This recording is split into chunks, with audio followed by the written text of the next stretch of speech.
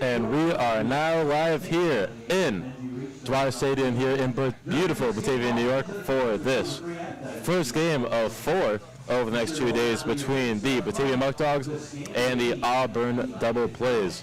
So far, your Muckdogs on the season are 4-3, just won yesterday against Jamestown 3-2, and Auburn also stands at 4-3. How's everyone doing, folks? I'm your broadcaster. Once again, Alec Brown doing all your games live here on YouTube. Apologies for some unfortunate technical difficulties yesterday. Broadcast went out of nowhere. However, we will still keep trying to broadcast here as we are currently live in front of all 6 of you watching at home. And so going into this one on the mound right here, you will see Ty Woods up for the second time starting here for your Muckdogs this year. And so far, Ty Woods has had a great start to his Batavia career. Also, local guy today here in Dwyer Stadium, it is Alexandria night, and does come from Alexander, New York. Also does play at Genesee Community College and will be a junior. And at Genesee Community College, 4.37 ERA and 35 innings pitched, 47 strikeouts, and 3 wins. Very impressive numbers there from Ty. Also, his only start was unfortunately in the 3-1 loss to Niagara. However, his numbers speak for themselves. 6 pitches, only allowed 1 earned run with 4 hits, 3 strikeouts, and only 1 batter walked. Should be a great pitching duel today. As we see on the other side for the DoubleDays, we see number 10, Jack Conley, the 5'11" righty from Haram College, also will be a junior. Comes from Sheffield Village, Ohio. Also pitched 6 innings so far this year with only 1 allowed hit through 6 innings, 2 strikes, and no walks. So should be a great one here, folks. Also leading off this game is number 4, Harrison Campy, the righty who is 5'11", 170 from Wofford College. So far this season, batting .400. Here comes the first pitch, and that one is hit foul. This count will start 0-1 for Ty Woods, already off to a great start. Leading right off where he was in that game against Niagara. Also on the season, 3 hit by pitches for Harrison. Has been beat up so far, and that one is shot over to right field. Can he made the play? Yes, he can. Great job there by Kyle Hetherington, making that play out in right field.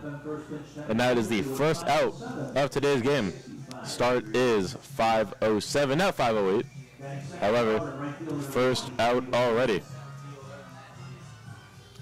Now let's see the right fielder, Tommy Rodon, my apologies. Next pitch, low there. Count goes 1-0 here for the man out of the University of Virginia, lefty here. Also hails out of Maryland. Leads the team in batting average at .412 with 3 extra base hits, as that one is a check swing called foul there. Jets hit foul, count moves 1-1 with 1 out here in the top of the first. Also, 3 extra base hits and leads his team in stolen bases. Not too many, however, with 2. Also has 3 RBIs on the season. Here comes the next pitch from Ty Woods. Just outside there, count will move 2-1 here for Ty. My apologies, they're going to call that a strike. I guess the zone here today is expanded. So he'll start back into the box. Next pitch, hit over to Galvin. Galvin dives for that one, tries to get over to Dados in time, and does make the play. First game back from injury, and Galvin Sims makes the diving play there. Incredible job there by Galvin, who has not played in quite a while now. Did get an injury in BP, I believe it was a week and a half ago. We have not seen him for a while. So it looks like he is just right back on the horse, ready to ride this game out. First pitch here is now foul for number 29, Hazel Martinez. A little bit about Hazel here, batting .261 on the year, 3 RBIs, and leads the team in runs, hailing out of Union College. Also has 8 runs on the year, as count goes 1-1 now. Already off to a quick top of the first here, with a team that is batting as well as Auburn. You do love to see this out of tie. Next pitch. That one is popped up over to our Curry. Looks like he calls that one And that will be the easy fly-out play over to the third baseman in our Curry, and that will end the side there. 1-3 up, 3 down for Ty Woods. Already off to a great start, and through 9 batters, only allowed 4 hits on the season. Incredible stuff there from Ty. Now we'll head over to your Batavia lineups, and this one will start off with playing in left field, Rashad Robinson. He did not play in yesterday's game in left field. That was Chad Falcon yesterday. And also we'll see at batting second is number 12, Kyle Hetherington, also not play yesterday. We'll be taking the leadoff man at Leo's place over in right field. Then batting third will be Anthony Calabro, the first man out of the University of West Georgia in this lineup, playing in center field today. Then over at first base was the designated hitter yesterday. Playing at first was Sean Ladd. Henry Daniels, also out of the University of West Georgia. Then batting fifth will be number 23, Adam Agressi, the freshman commit to St. John's, will be the designated hitter today. Did a great job yesterday behind the plate. And then we'll see the man who just made the play over at third, number 88, Giuseppe R. Curry, batting sixth. Then the man who closed it out yesterday, 5'11" and all, number 4, Trey Bacon, in the extra hitter position today. Then we'll see the man who just made the play over at second base. Incredible diving play there by Galvin. Looks a lot like Big Ray Houston the other day, also in the crowd today, tracking how fast people's pitches are. Then we'll see number 17, Zach Kasperowicz, behind the plate. And then to final off the lineup will be number 7, Caleb Rodriguez, who did come in for the last inning yesterday. Also, just great game yesterday from the Muckdogs. Got 9 hits total. Some unfortunate plays there in the field, however. I believe there were 3 errors, in my opinion at least. One was by Steven Oates that was not recorded. Then, well, of course, Noah Swanson did have one.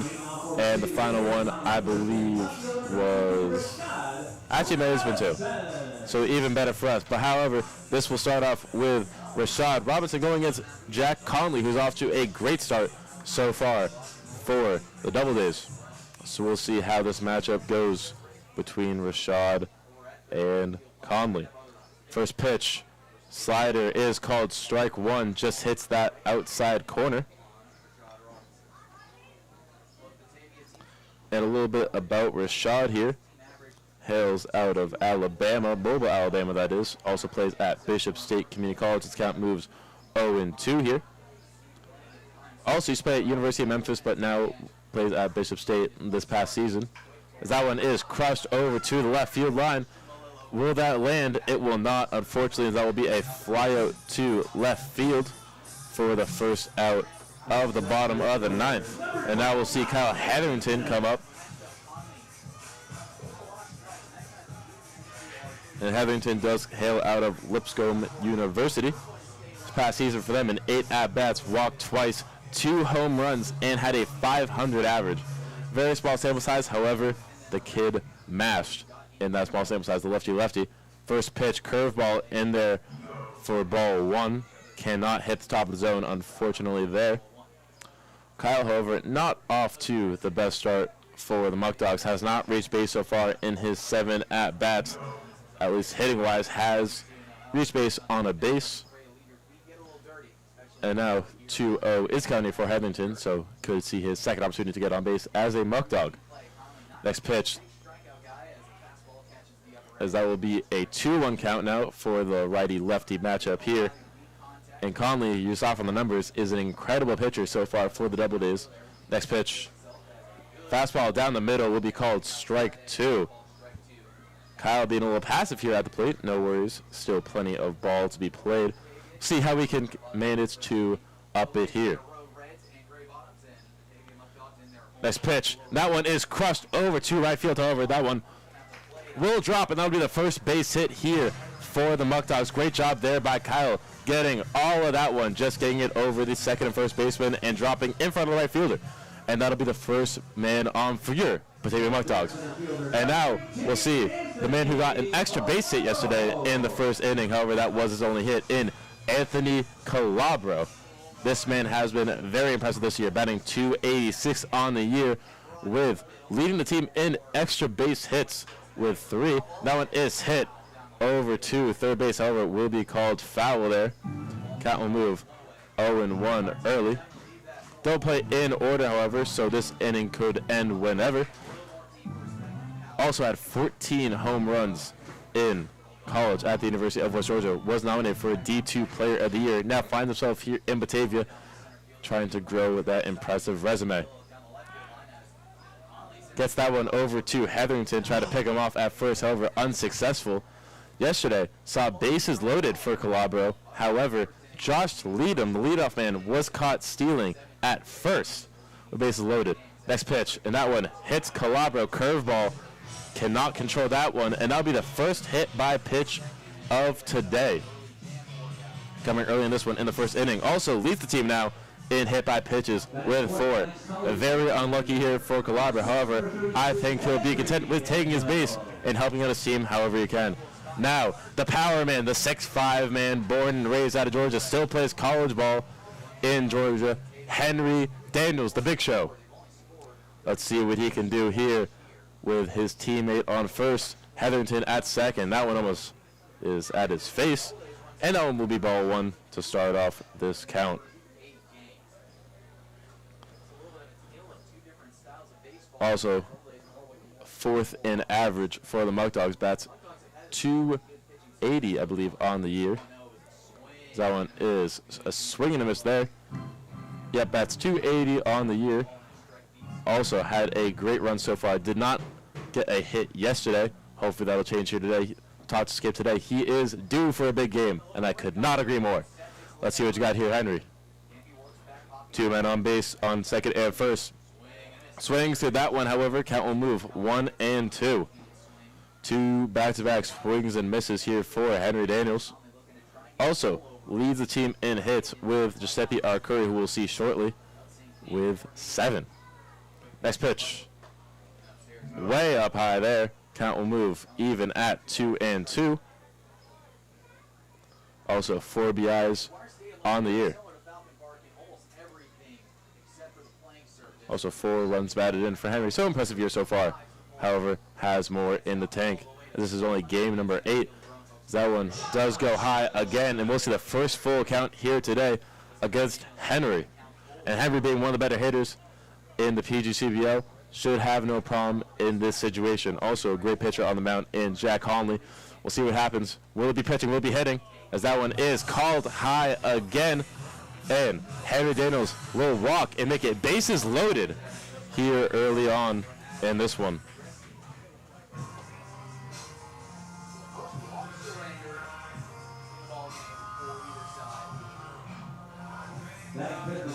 And next batting will be the designated hitter, Adam Agresti.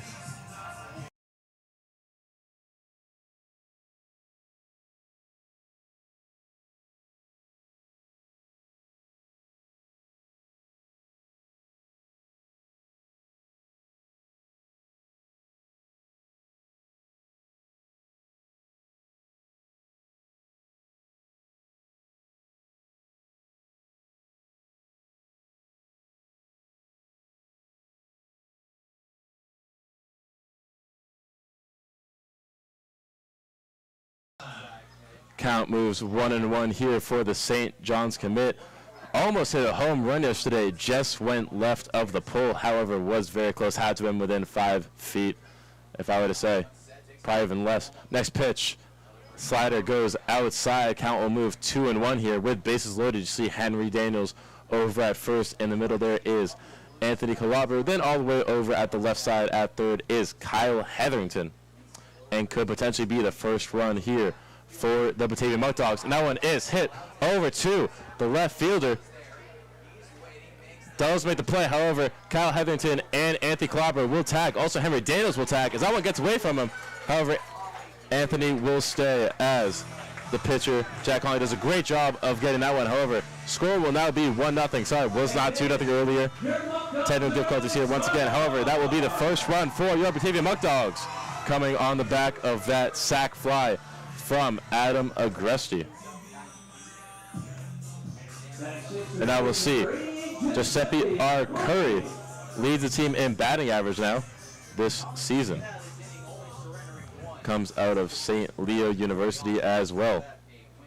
We'll see what he can do with runners on second and third. And that one is hit over to the center field. The center fielder trying to track in for that one. However, does make the underhand catch there at the shortstop. Incredible play there. Did not think he was going to get that one. Very Willie Mays-esque. And that will end the inning there. Score will be 1-0 at the end of one. And once again, impressive play there. I thought that one was going to drop. Center fielder had to run in very far for that one in Caleb. So now we'll move on to inning number 2 shortly. However, quick word for some of our sponsors who make this Muckdogs broadcast possible. So stick around, folks. We'll be right back. Looking for a dining experience that's out of this world? Look no further than Alex's Place in Batavia, New York. Indulge your taste buds with the finest flavors in town, from their tender barbecue ribs to sizzling steaks cooked to perfection. Step into their welcoming atmosphere and let their friendly staff treat you like family. Whether it's a cozy dinner for 2 or a gathering of loved ones, they've got you covered. Thirsty? Well, their stocked bar serves up handcrafted cocktails, ice-cold brews, and extensive wine selection to perfectly complement your meal. Join them today and experience the taste sensation that keeps customers coming back for more. Are you ready for a thrilling experience that combines the excitement of horse racing with the allure of casino gaming? Look no further than Batavia Downs in Batavia, New York. Feel the thundering hooves and witness the adrenaline-pumping action of live harness racing at Batavia Downs. Join us in the grandstand as talented drivers and their magnificent horses compete for glory, creating unforgettable moments that will leave you on the edge of your seat. But the excitement doesn't stop there. Step into our vibrant casino where luck and fortune await. Join us today and immerse yourself in the electrifying atmosphere of Batavia Downs. Looking for a place where craft beer meets culinary delight? Look no further than Eli Fish Brewing Company in Batavia, New York. At Eli Fish, it's all about flavor. Their master brewers craft an exceptional selection of beers, from hoppy IPAs to smooth, rich stouts. And the kitchen is no slouch either. Indulge in their deluxe. Back once again after that very short break here for the top of the second. Your Muckdogs have 1 run to the DoubleDays 0. However, they are up and most likely looking for a run on the back of Christian Bowman, the center fielder who almost did not make the play over there in center field. Off that, Giuseppe Arcuri hit first pitch inside there for ball 1. Also, Ty Woods did a great job closing out that first inning, 3 up, 3 down. Next pitch here, outside there. However, count will move 1-1. Zone expanding over on that left side again. And still can't believe that shortstop, Harrison Campy, made the play there. Underhand and all as that one goes foul over to the left side of the bleachers. However, not too many fans here today, most likely because of their early start. 5 o'clock is never an easy game, too, especially when you are a hard-working citizen. And now count will move to 1-2. Next pitch is shot up to Anthony Calabro over at center field. Does call for it, and that should be an easy fly out. And it is. And that will be the first out here for this top of the second. Now we'll see Garrett Prosper up to bat after that fly out to Calabro. Great job there. Has been incredible this year in center field. Only 1 error so far this year for him, and has been our everyday starter at the catcher position. Now Garrett Prosper up next. Count goes 0-1 already to the man who leads his team in walks with 6, also batting .333 on the year, along with 5 runs batted. Next pitch is just hit off the end of his bat, and that should be an easy fly out to Rashad Robinson, who does make the play. So fly out to Rashad Robinson, again, very reminiscent of Harrison Campy, who did the same in the first bat of this game. And that is already 2 up, 2 down. Very fast in this one. Ty Woods having no problem with this Auburn lineup, who has done a great job hitting so far. 2 people batting .400 or above, and almost more than 8 batters batting over .300 on the season. No matter the sample size, that is impressive, as now we see number 6, Benji Reyes back up. So for the first time is the catcher for this team. Here comes the next pitch from Ty. Swings through that one. Count will move 1-1 here for Ty Woods, who is killing it so far. I will say this. The Muckdogs pitching has looked incredible this season. Next pitch here for Ty. Swings through that one again. Breaking ball catches him off guard there. And there is one more strike here in the top of the second between the Muckdogs coming up. We'll see what Ty can do here and hopefully close him out. However, slider will go down for the 2-2 count.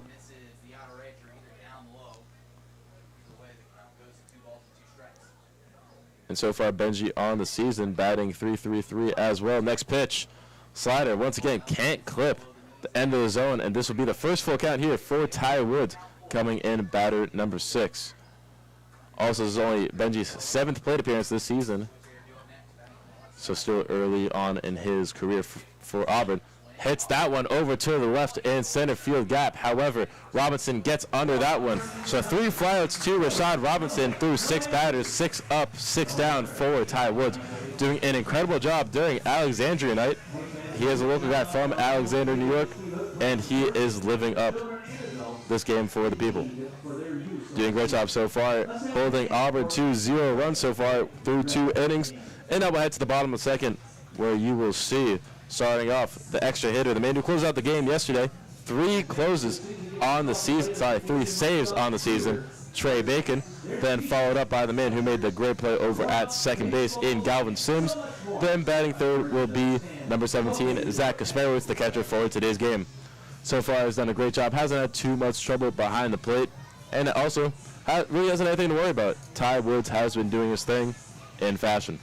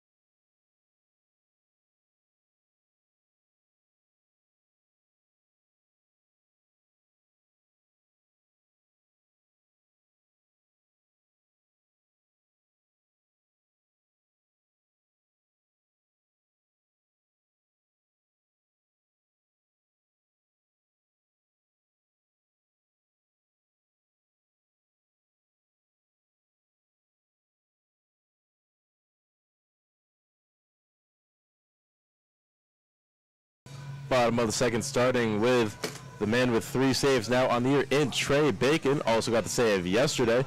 Did an incredible job going 3 up, 3 down, and not even making it a question if the Muckdogs would win that one against Jamestown. Once again, back for this Muckdogs broadcast of your Batavia Muckdogs. I'm your broadcaster, Alec Brown, doing all your games live here on YouTube.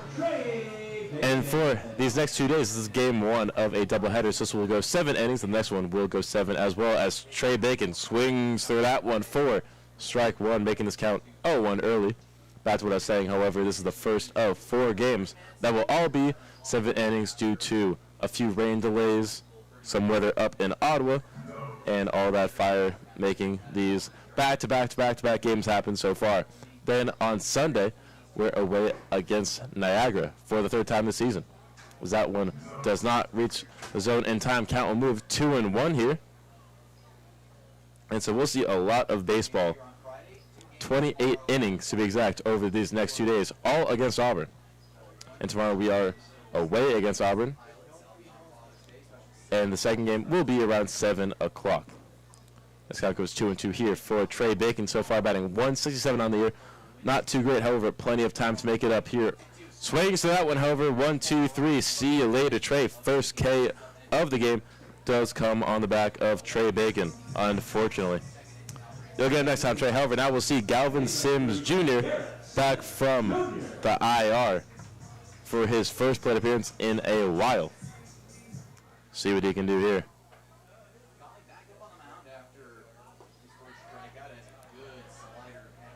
Strike 1 is the call there on the back of the breaking ball.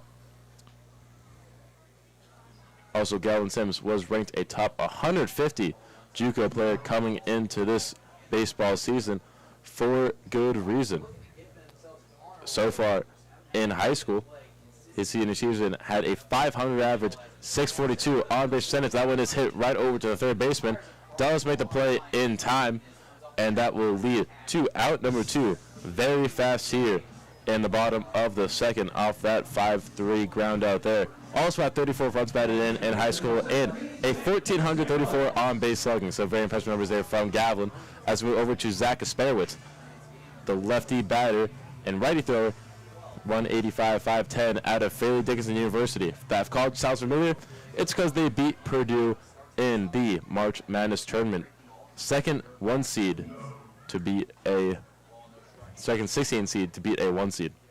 First time was UMBC versus Virginia in 2018.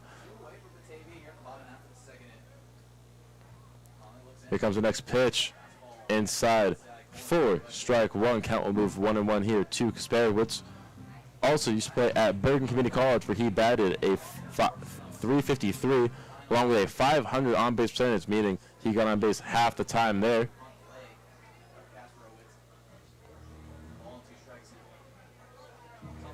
Not too sure what happened there from Kasperowitz. However, count will move 1-2. Guess he's moved a little funky there.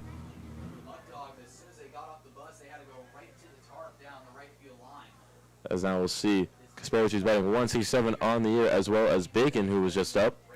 However, did strike out. Hopefully, different result here for Kasperowicz. Next pitch goes down in the dirt. The count will move 2-2 with 2 outs here already. Also, Kasperowicz's 7th AB of the season, has walked twice and got 1 hit. Also struck out once. So anything possible here for Kasperowicz. Next pitch, that one is crushed over to the shortstop, and that one goes over his head for another base hit for the Muckdogs. Great job there by Kasperowicz. First base hit since Kyle Hetherington. That was in the bottom of the first. And now we'll see Caleb Rodriguez, who has been killing it. Started the season with about a 100 batting average, now up to 300. So great job there from Caleb. Also last year with the Muckdogs did bat 254. So hopefully can continue his great play here with 2 outs and a man on first. I'm trying to get him around a little bit. Also hails out of Keene University. Stands at 5'10" and weighs 170. Also out of North Brunswick, New Jersey, as that one is called strike 1 there to Caleb.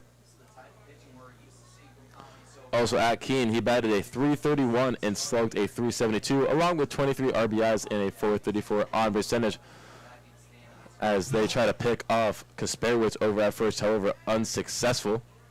Also, last summer for the Muckdogs, again, had a 254 batting average, along with a 451 on-base percentage and 739 on-base slugging, as that one is hit over to the third base on that chip there, and the 5-3 ground out will end it here, and the score will stay 1-0 at the end of 2 innings. Only 5 more innings, unless there is extra innings, of course, here, and this one already through the full batting order for the Muckdogs through 2 innings, and we'll be back for the third shortly. Stay tuned, folks. Looking for a dining experience that's out of this food lover searching for a new favorite spot? Make Eli Fish Brewing Company your next destination. Discover the perfect blend of flavors, community, and unforgettable moments. At Tompkins Community Bank, they believe in more than just banking.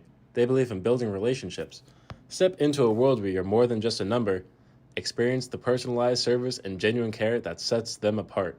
From simple checking accounts to tailored business solutions, we have the products and expertise to meet your financial needs. But it doesn't stop there. We're invested in communities we serve, supporting local businesses, and making a difference where it matters most. Join the Tompkins community family and discover a bank that treats you like a neighbor. When duty calls, who will answer? Introducing the New York National Guard, the elite force dedicated to protecting our great state and nation.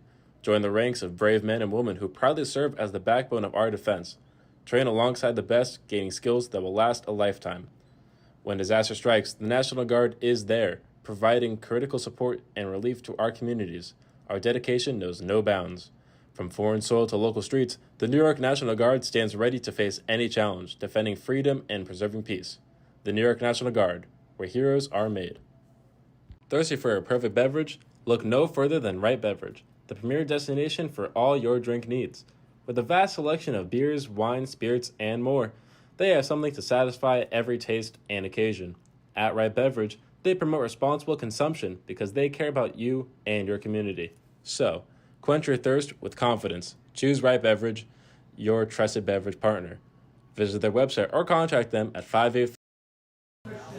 Back back here for the top. The third score is still 1-0 in favor of the Batavia Muckdogs over the Auburn DoubleDays.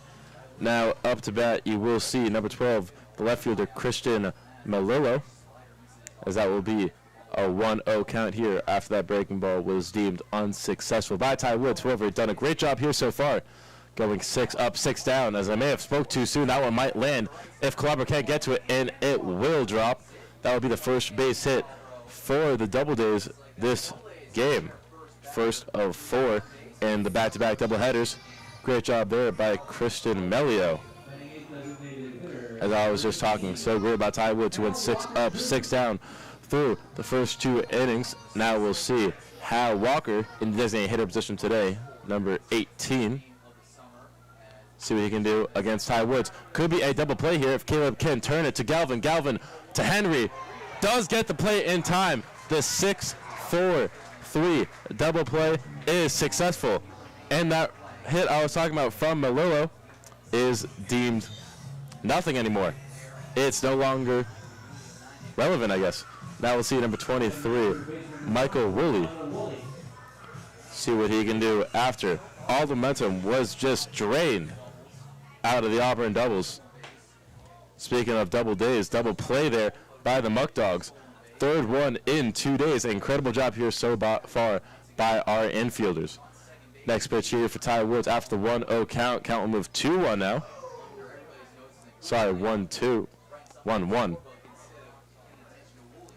As I now see Woolley up, batting .313 on the year. As that one goes down low for the 2-1 count now. And Ty Woods back to where he started with only 1 hit allowed now, however. Now 8 up, 8 down. Next pitch.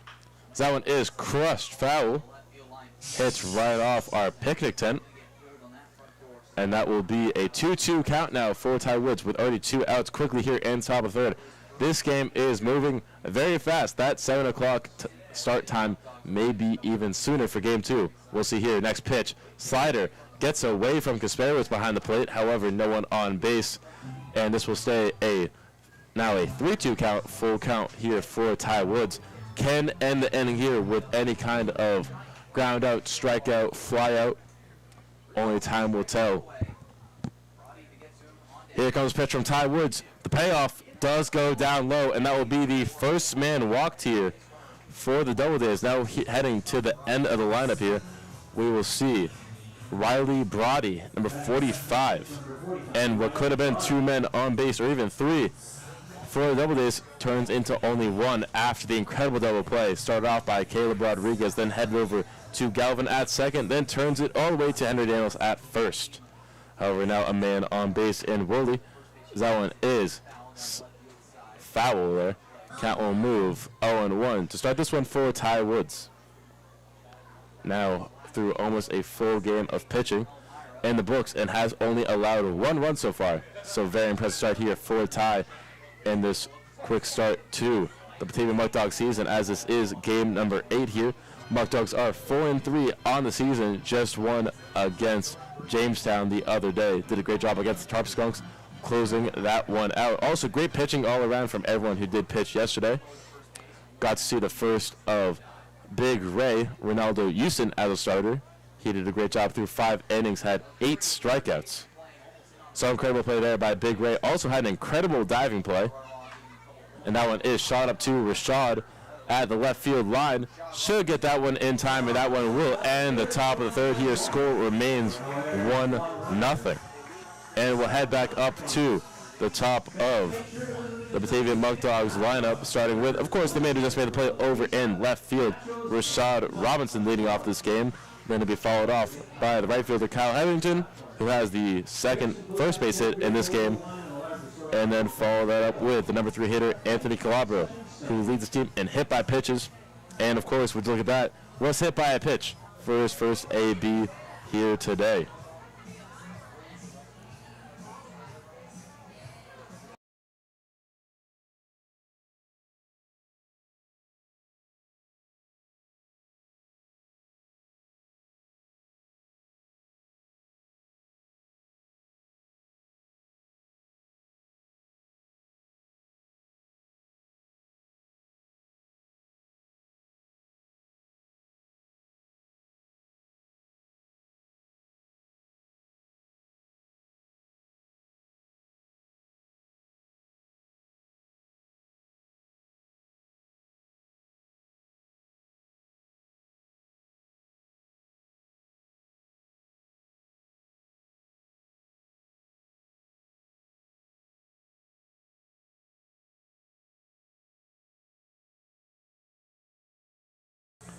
Now here for the bottom of the third, score is still 1-0. Only man to score so far is coming up shortly, and Kyle Hetherington.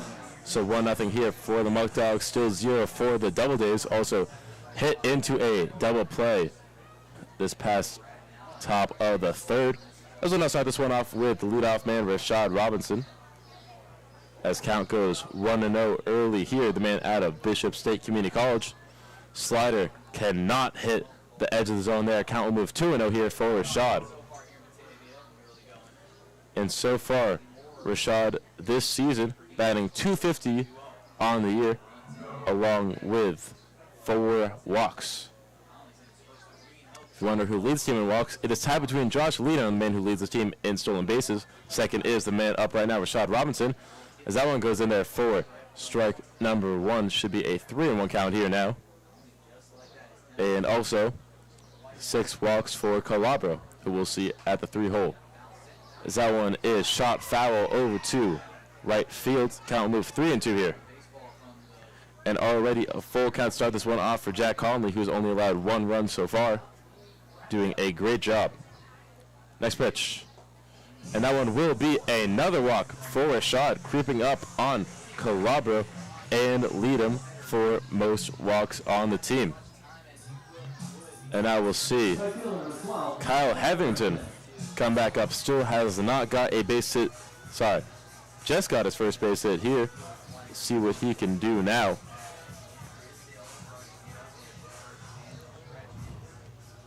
After 8 appearances at the bat with Rashad over at third, and he is a man that can steal bases, and I'm sure wants to take over lead him for the man who has the most stolen bases on this team. We'll see how Conley responds to that. Maybe try for another pickoff at first. I've seen that a few times here today. Well, it's come from Kasperowitz, and he does. And he will be called out there. Second time in 2 days where the Muckdogs have been picked off at first. Unfortunate there for a shot. Got to move a little closer to the back there. Or try to go steal first or second. And now we'll see Kyle Hetherington get his first pitch here as that one goes foul behind me in this broadcast booth. Count will move 0-1 here for Hetherington.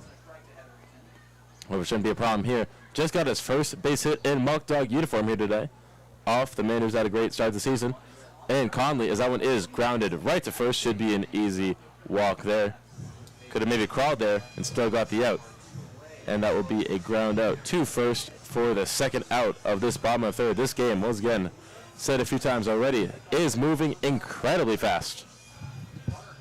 Just a lot of great pitching here early. However, that run scored for the Muckdogs will do wonders if this is a pitcher's duel. And now we'll see.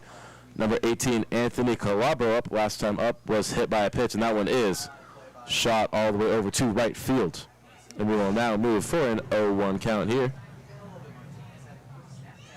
And Anthony once again heading into this one, batting .286 on the year, leads his team now in hit by pitches and also leads the team in walks. Also, unfortunately, leads the team in strikeouts. Don't want to see that here. Count goes 1-1 here for Anthony now, as that ball was called strike from Conley. Next pitch here on the righty-righty matchup, and that one is shot foul again. Count will move 1-2 here. And Anthony, so far, one of the better hitters on this team, and also does love to steal bases. Is a base stealing team here. Has 3 on the season already, just behind Rashad with 7 and lead him with 9. As that one is popped up to the right fielder, should end the inning here, and it will. And that will end the inning there off that fly out to right field. Score is still 1-0 here through 3. 4 innings of baseball remaining here in this first of this doubleheader Friday here at Dwyer Stadium here in Batavia, New York. We will be right back for inning number 4. Stay tuned, folks. Looking for a partner? Visit their website or contact them at 585-502-0502 to explore exceptional selections of beverages. Are you an athlete looking for specialized sports medicine care? Look no further than Rochester Regional Health. We understand the importance of having access to top-notch orthopedic experts close to home. That's why they're proud to offer a comprehensive orthopedic sports medicine program right here in Batavia. Whether you're a weekend warrior or a skilled professional athlete, their team of skilled orthopedic specialists is here to help you overcome any sports-related injury or condition. They combine the latest advancements in orthopedics with a personalized approach to ensure you receive the highest quality of care.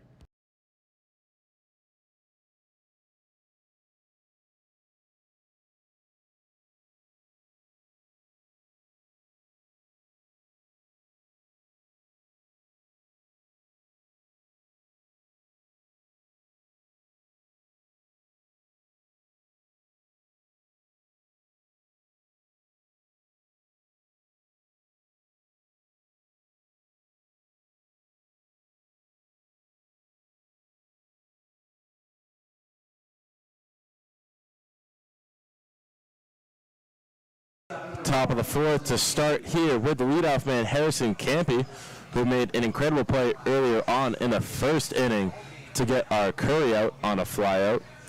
Looked very Willie Mays-esque, just holding the glove out there and making the play on a prayer.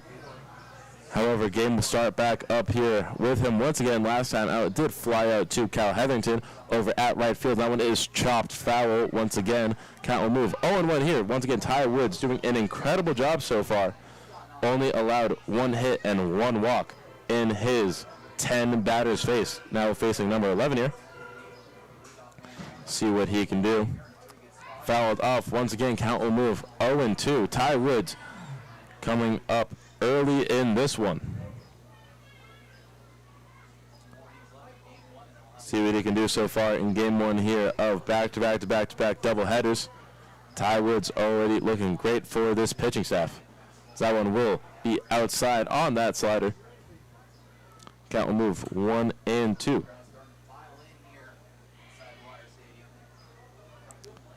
A little bit of rain to start this game, and that one is shot foul once again. Third foul ball once again, however, count will remain 1-2. Crowd could hear that one as they start to file up here.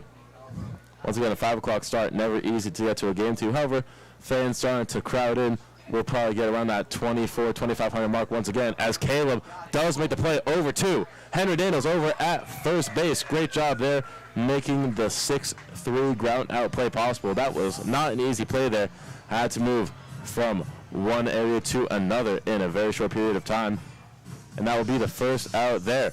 Now we'll move to Tommy Roldan, the right fielder, for the next at-bat. Last time out did ground out to Galvin Sims, who made an excellent diving play over to Henry Daniels at first. Count will start off 0-1 here after that called strike. So giving Galvin his flowers there. Now back to Tommy so far on the season. Roldan batting .412 going into this one, leading the team in batting average. Also leads the team in total hits and third in extra base hits. So great start to the season for Tommy as count will go 0-2 once again. And these innings are just flying by. Next pitch here, the 0-2. Swings through that one. 1, 2, 3. See you later, Tommy. And that will be the second out already here in the top of the fourth. Ty Woods flying through this double days batting lineup. Now we'll see number 29, Hazel Martinez, try to break this cold streak for Auburn. First pitch here. That one is hit right to Galvin. Should be an easy ground out play. 4-3 will end the top of the fourth here. Great job there by Galvin. And we'll see the Muckdogs bat once again for the fourth time here today, going into the bottom of the fourth. That one will start off with Henry Daniels in the cleanup spot, then follow that up with the designated hitter today, Adam Agresti. Then we'll see Giuseppe R. Curry bat third. Stay tuned.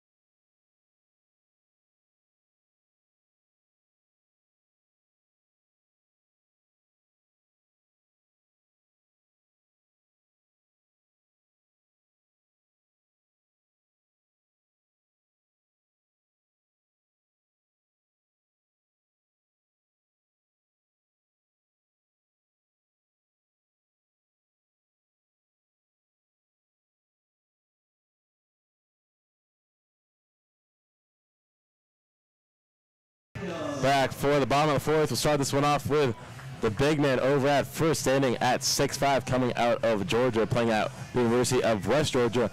Henry Daniels in the cleanup spot here today. See what he can do against Jack Conley, who's only allowed 2 hits so far on the day. Swing through that one. Count will move 0-1. Hasn't had the best 2 games so far. And that one is chopped off the very end of his bat. First baseman loses it, tries to get that one off, and Henry will turn 2 off of that error. Should be the second man, and the pitcher looks injured now.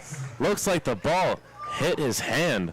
Not sure what's going to happen here, and that does not look good. I guess when Henry chopped that one off the end of his bat, however, that will be called an error there. It looks like when he tried to catch the ball, just hit off. Interesting. So we'll take a little break here, make sure he's all right to pitch still.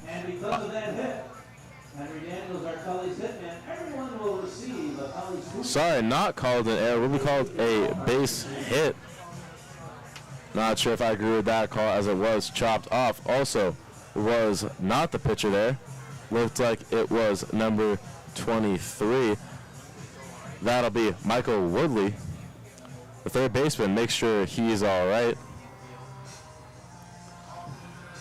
And also will be called an error because he did throw it away. So base hit and error on, I believe it was the pitcher, will be called not a double play there.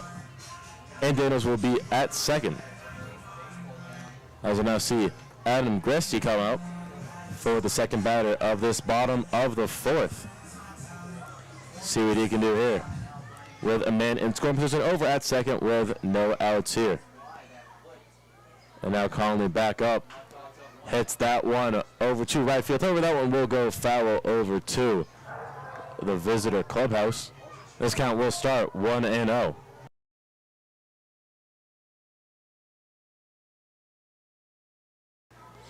Aggressive so far. Last time he came out, did hit a sac fly over to left field. And that did bring in Kyle Heathington for the only run of this game so far.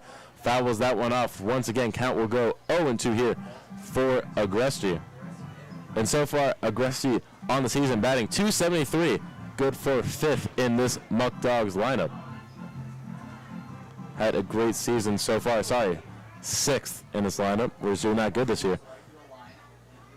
Looks over at Henry at second. Next pitch. Slider cannot hit the edge there. Count will move 1-2. Looked to be right on that corner, however. Said it was just outside there. And we will move into a 1-2 count now for Aggressive, who has had a great past couple games. Crushes that one to the left field line. Almost hits someone over in the bullpen. However, count will remain 1-2 here. Let's see what Aggressive can do now. Conley looking back over at Henry at second. Next pitch.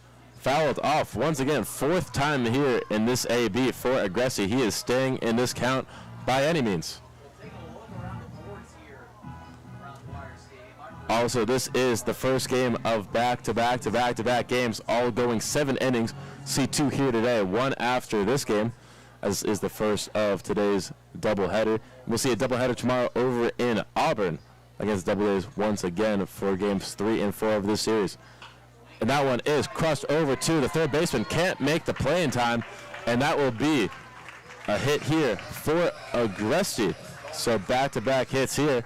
Shouldn't be called an error, as it was a pretty well hit ball. And now we'll see Giuseppe R. Curry, the man who just flew out to the shortstop and almost got some runs in. However, it was a great play by the leadoff man, Harrison Campy. And hopefully can change that around here, as he does lead this team in batting average. Started off the season very slow and has turned it up here. And the juice has been loose. And we'll see what Giuseppe can do here. First pitch coming for Jack, and he checks Henry over at second. Would have been the second man to be caught stealing in this one. However, he just walks back over to second. And this AB will start shortly. First pitch called ball. Count will move 1-0 here for our Curry. So far on the season, has 7 total hits, 5 runs batted in, and 3 walks. Also was hit by 1 pitch. And that one is a bunt that will be successful. Incredible job there by our Curry, getting that one down in front where the catcher and pitcher just could not get to it. And bases will be loaded with no outs here. However, triple play obviously is in order, but is that going to happen? Most likely not. Back-to-back-to-back hits here for the Muckdogs, all called base hits.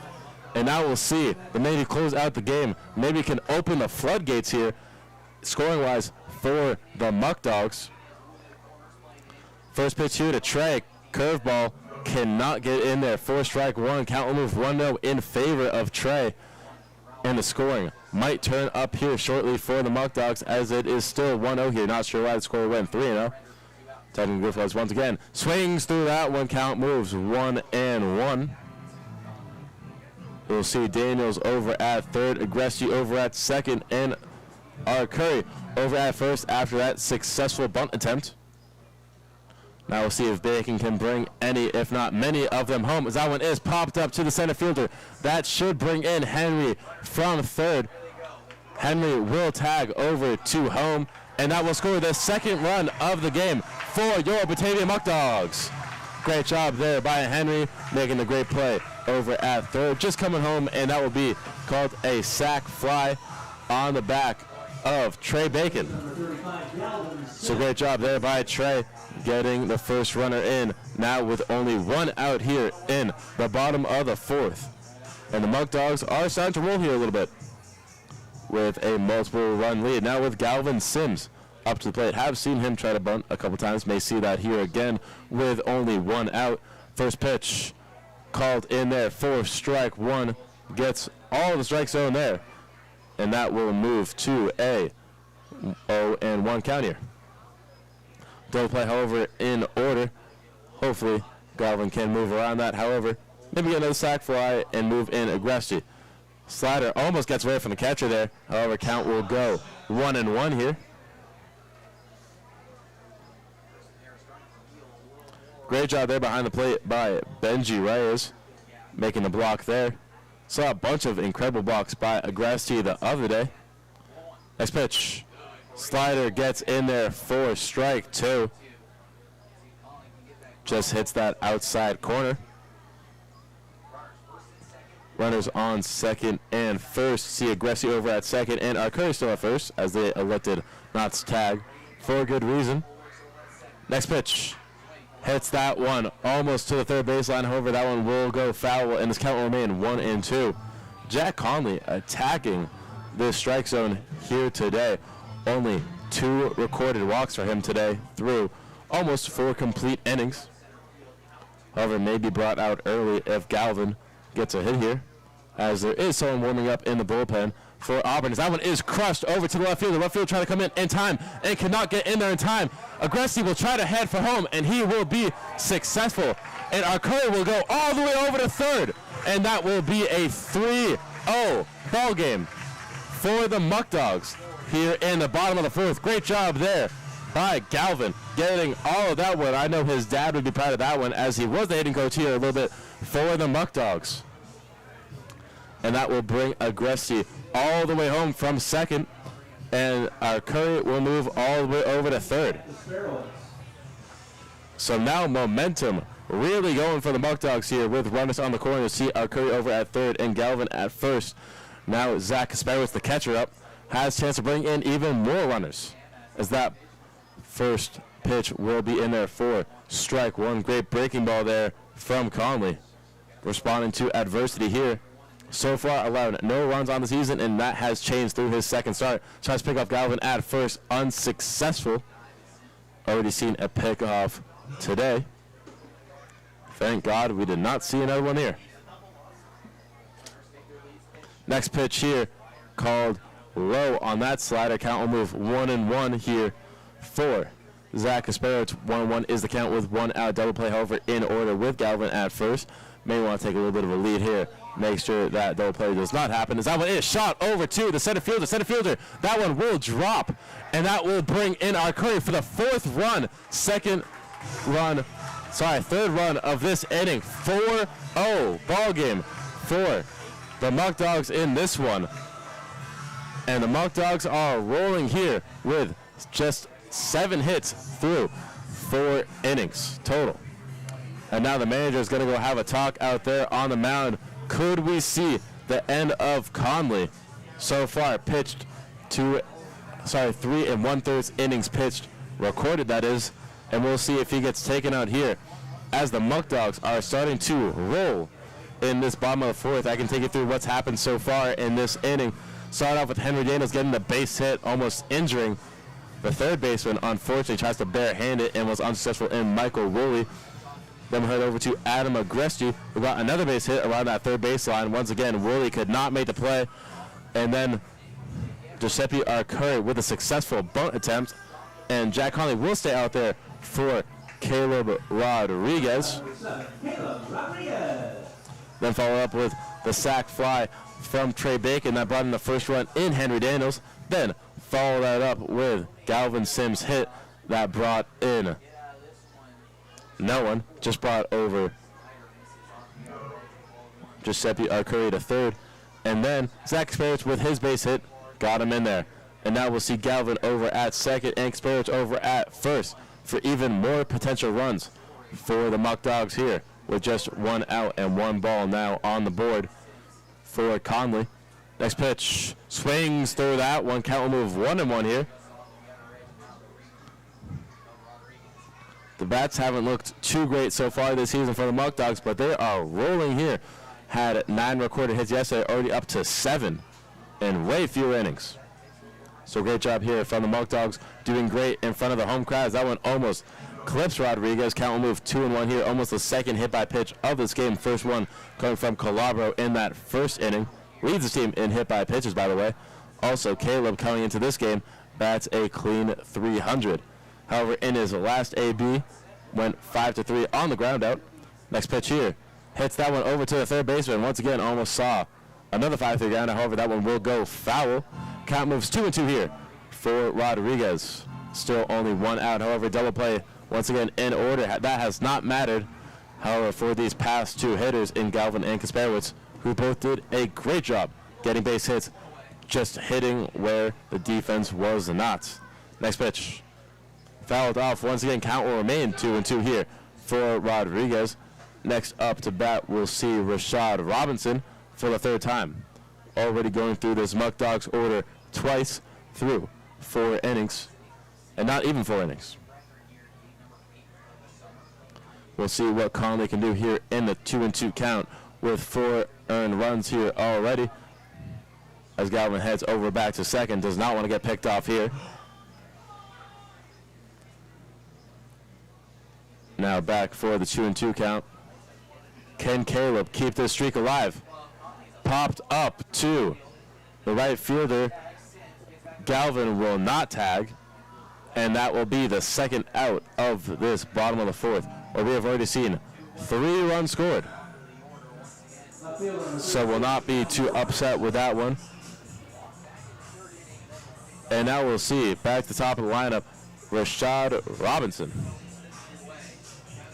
See what he can do there. Also, for a side gig, does know how to do hair. We'll see if he can cut the ball over one of these infields and get another base hit. First pitch here. Slider gets in there for strike 1. Count will move 0-1 to start off this.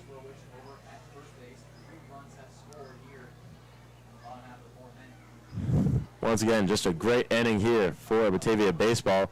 A double play followed up by 3 runs this inning.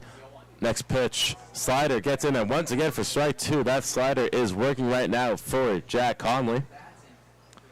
And when time calls and you are desperate to get some good pitches in, you go to your best one, and the slider looks to be Jack's best pitch here today. However, that fastball cannot get in there for strike 3. Count move 1-2 here for Rashad, who is batting so far .250 on the season, with Kasperowicz on first and Galvin at second, still runners in scoring position. However, looks back over at Galvin. Galvin taking quite the lead over at second. Does want to get home, you can tell. Hits that one, chopped over to the right field, and that one will not be called foul. That one does go on the line, and the crowd not happy with that one. I sure am not either. That looked to be fair, however, umps say otherwise. Unfortunate there for a shot. Could have seen another potential run scored there from the Muckdogs by Galvin Sims over at second. However, this one will stay 1-2 for a shot. We'll see what he can do here.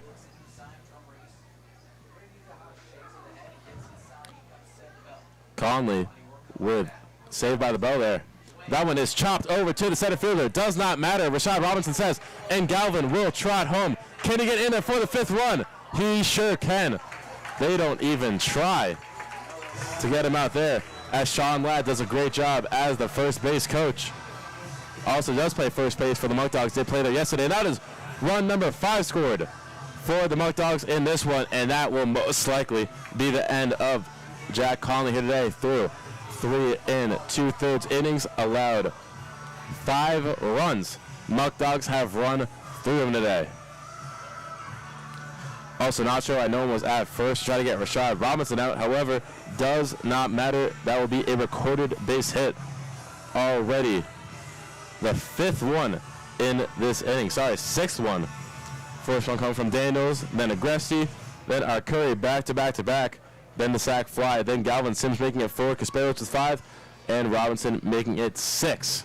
Base hits just here in this one. Believe we're already up to 10. Sorry, 8. Looks funky on that score, but 8 total base hits here. And we do have a new pitcher. That will be the end of Conley. Not too sure who it is. However, we'll figure out shortly with runners on first and second in Robinson at first and Kasperowicz over at second. We'll be back soon for this one, folks. Number 11, Andrew Isdale. Isdale now pitching for the Auburn DoubleDays.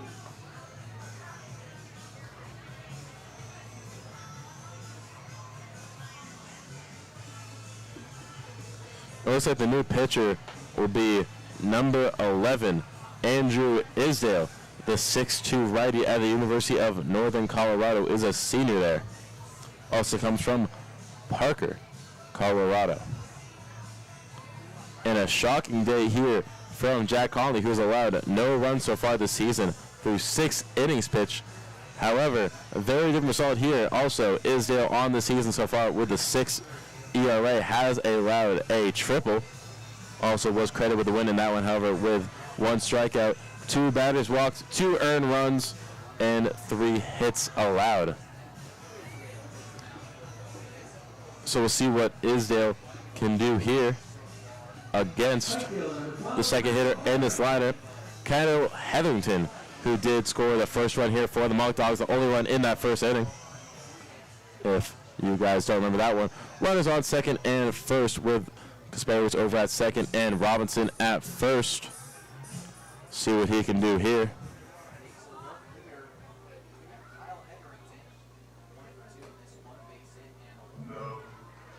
Start this count off 1-0 as that breaking ball cannot get in there for the first strike. As we are down to just 1 out remaining here. However, that did not stop Robinson from getting another man in. That one goes outside on that fastball. 2-0 to start here for Andrew Isdale. Already having some control issues that are very clear in this one. Maybe the pitching change was not the move here. However, don't want to speak too soon. Knock on wood as that fastball does go too high there. Looks to be pretty in there. However, 3-0 will be the count to Kyle Hetherington, and we could potentially see bases loaded with 2 outs here. Still in the bottom of the 4th. Next pitch here. That one is chopped up.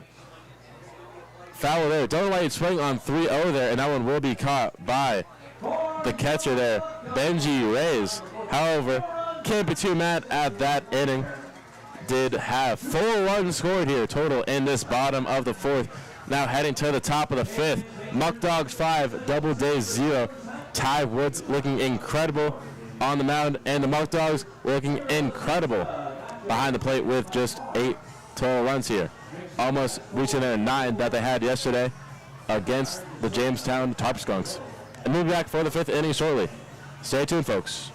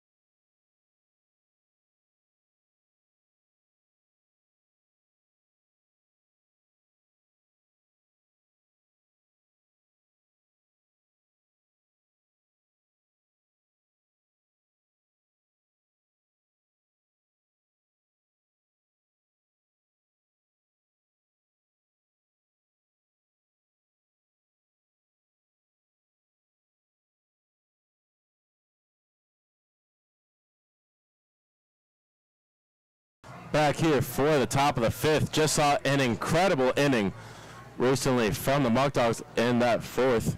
Now Ty Woods back up for inning number 5. See what he can do here against Christian Bowman, the center fielder. And first ball is called a strike after that swing and a miss. Next pitch here for Ty. Chops that one up to Caleb Rodriguez.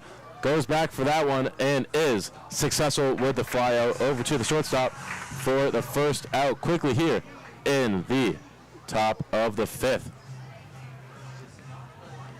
So back to where we started here for the Auburn DoubleDays, not being able to get any rallies going.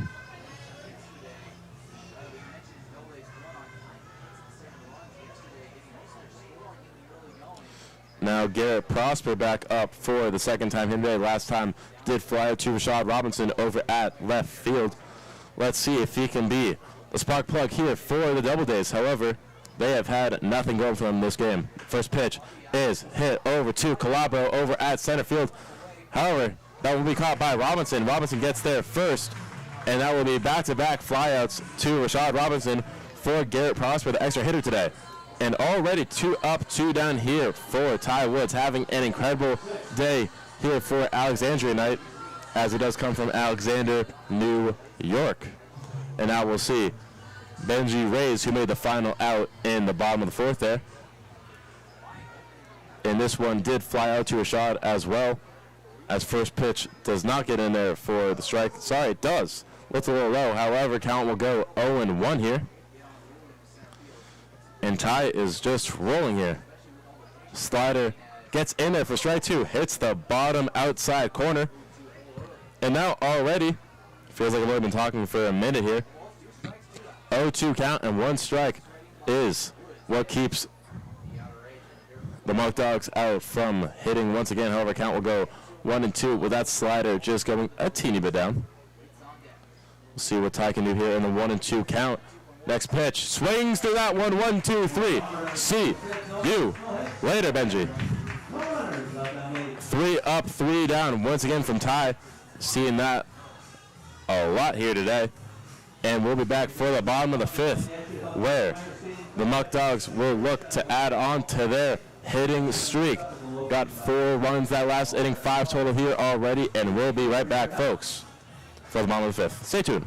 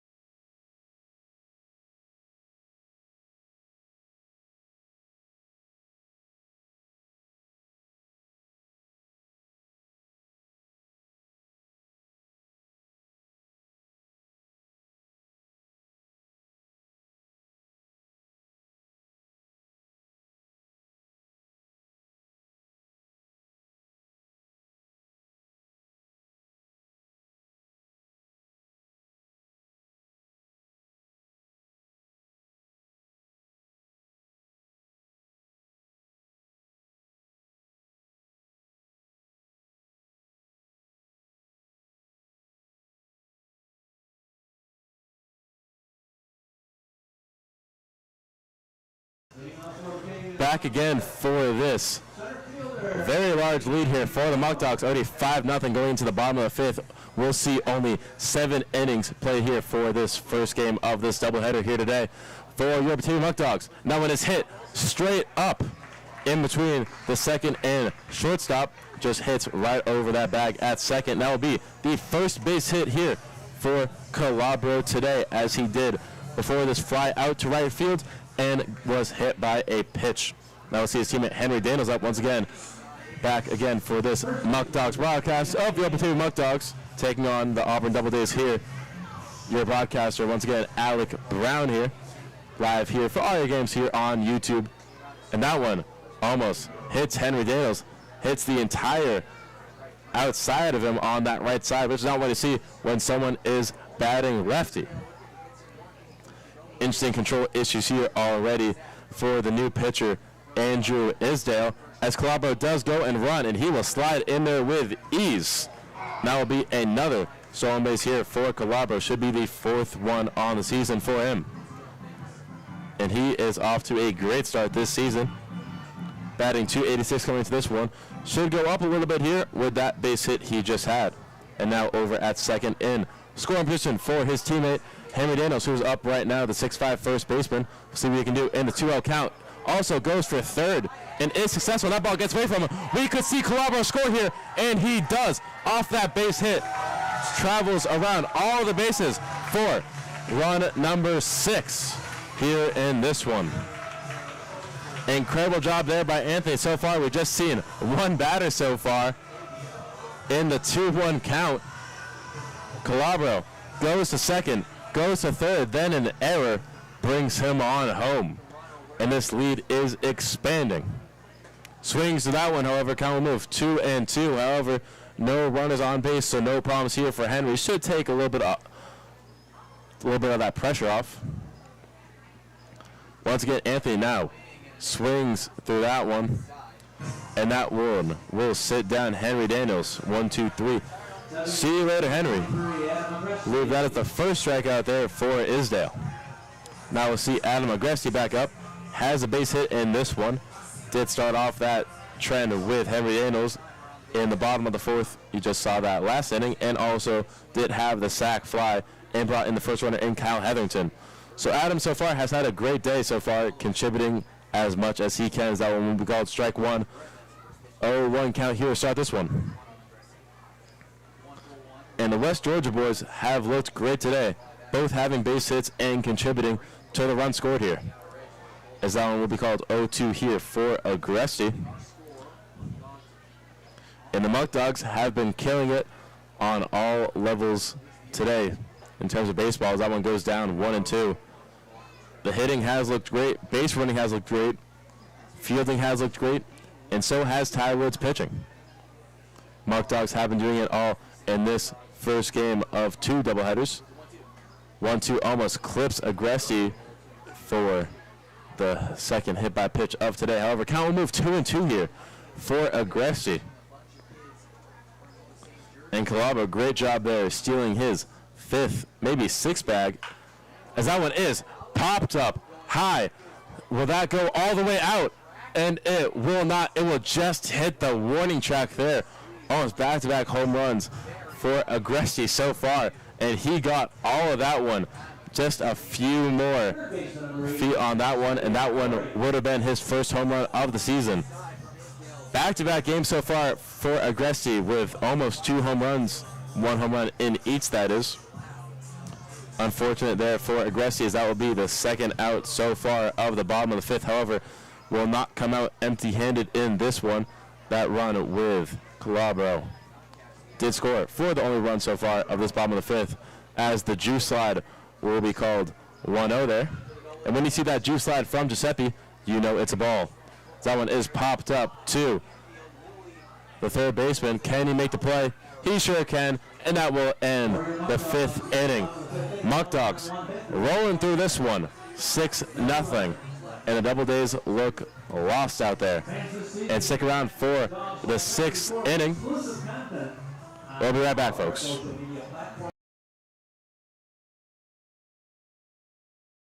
Looking for a dining experience that's out of this world? look no further than Alex's Place in Batavia, New York.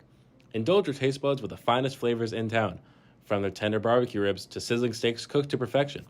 Step into their welcoming atmosphere and let their friendly staff treat you like family. Whether it's a cozy dinner for two or a gathering of loved ones, they've got you covered. Thirsty? Well, their stocked bar serves up handcrafted cocktails, ice-cold brews, and extensive wine selection to perfectly complement your meal. Join them today and experience the taste sensation that keeps customers coming back for more. Are you ready for a thrilling experience that combines the excitement of horse racing with the allure of casino gaming? Look no further than Batavia Downs in Batavia, New York. Feel the thundering hooves and witness the adrenaline-pumping action of live harness racing at Batavia Downs. Join us in the grandstand as talented drivers and their magnificent horses compete for glory, creating unforgettable moments that will leave you on the edge of your seat. But the excitement doesn't stop there. Step into our vibrant casino where luck and fortune await. Join us today and immerse yourself in the electrifying atmosphere of Batavia Downs. Looking for a place where craft beer meets culinary delight? Look no further than Eli Fish Brewing Company in Batavia, New York. At Eli Fish, it's all about flavor. Their master brewers craft an exceptional selection of beers, from hoppy IPAs to smooth, rich stouts. And the kitchen is no slouch either. Indulge in their delectable menu featuring mouth-watering burgers, tantalizing sandwiches, and fresh, crisp salads. So whether you're a craft beer enthusiast or a food lover searching for a new favorite spot, make Eli Fish Brewing. Back for the top of the 6 here, and the sun is starting to come out here in beautiful Batavia, New York, here at Dwyer Stadium. Ty Woods with the first pitch outside there on that fastball. Count move 1-0 here to number 12, Christian Malillo. Back up for the second time of the day. First time up, did hit the one and only base hit off of Ty Woods here today, as that one will be called strike number 1. Just hits that bottom left corner.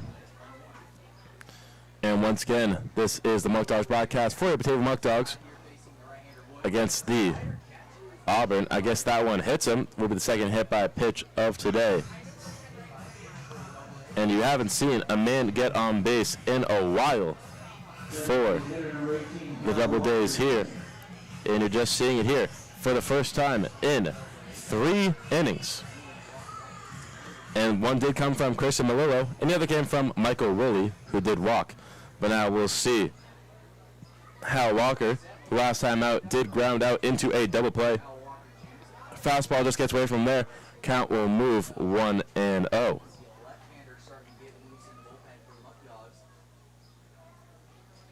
See what he can do here with a man on first. Could get this DoubleDays base running started and scoring started. However, count will move 1-1 here for Ty Woods, who has looked incredible so far through 5 innings. He is just rolling through this one. Also, local guy does come from Genesee Community College as well as Alexandria, New York, as the runner does almost take off. However, sneaks on back as count moves 1-2 as that ball is shot foul over to the right side. And so far, Hal on the season hasn't looked all terrible as he has so far in this one here today. Sorry, he has. Batting 167. My apologies, got him mixed up with another player. And that is showing here today after that 6-4-3 ground out. Count him in 1-2 here with that ball being fouled off. Once again, double play in order. Could be the first one of today. Third one in 2 days. Swings through that one. 1-2-3. See you later, Hal. Incredible job there. Now 0 for 2 on the day. But now a man who is 0 for 0 on the day because he walked Michael Woolley, man over in third base. He was at a very interesting day here today. Almost got injured, missed a couple ground balls, and now finds himself at the plate once again. Woolley so far batting .313 on the season. 3 runs batted as that one is popped up over to Henry Daniels. Can't make it in time. Not sure what happens there. Almost found himself in the Auburn dugout, and the count will move 0-1 here to Woolley. Great effort there by Henry. It looked very Ronaldo Houston-esque, just putting his body out there on the line for the sake of the team. Already down to 2 outs and could potentially end it here with the double play in order. We'll see if that happens here for Ty Woods, who has looked, once again, incredible here today. 3 strikeouts already through 5 1/3 innings pitched. Next pitch hits the top of the corner there on that fastball, moving left to right. Just gets in the way of Willie's vision, I guess. And the count will go 0-2 here. So great job here by Ty so far, getting up early in this count. Next pitch, up high. Tries to get the man over on first, picked off, and that will be unsuccessful. And Melillo will stay strong over at first. The count will move 1-2 now. Ty so far in this one, only one hit allowed. That one gets away from Kasperowicz, and that will bring Melillo over to second base, now in scoring position. Count will move 2-2 now for Ty Woods. However, not too much of a worry here with one out. Has potential with another strike to get him on out of here and move on to Riley Brody at the end of this Double Days lineup here today. Also with a comfortable lead, should have his confidence up still, as this will most likely be his final inning. Close it out with someone else. Keep that arm ready just in case we need it for this very long stretch of ball games here. 2 today, 2 tomorrow, both against Auburn, as that ball is hit over to Calabro over in center. Runner will try to tag and is successful, as Giuseppe does find the ball in time. However, Melillo does make it all the way over to third, however, with 2 outs. And also heading to the bottom of the lineup here in Riley Brody. We'll see what he can do here. Last time did fly out to Rashad Robinson over at left field. And Brody so far only 2 ABs on the season and has reached base in one of them and did not reach base in the other one. So 3 ABs, 1 walk, and unsuccessful in base hits so far. Expert's going to have a little talk with Ty over there, as the sac fly will be deemed successful, or fly out to center field, however you want to call it. And we'll move on to Brody, who could potentially get his first hit. However, that one is grounded to Galvin Sims, who makes the easy 4-3 ground out to end this one. And what could be the second to last time you see the Double Days bat in this game of the first of 2 games here today, one being the doubleheader. And now we'll probably see for the last time in this game 1 of the doubleheader, your Batavia Muckdogs hit. With how large this lead is, it should be the last time we see them up at bat. And we'll start this one off with Giuseppe R. Curry. They followed up with Trey Bacon, the extra hitter today, also saved the game yesterday, and then Galvin Sims batting third, who just made the play over at second base to end this one, who has done a great job in his first game back for the Muckdogs. Also looks like Andrew Isdale will stay out there for the Double Days, who did give up only 1 run so far. Not mostly his fault, just got Calabro over at first base on an allowed hit. And then he traveled along that base path like it was his daily job.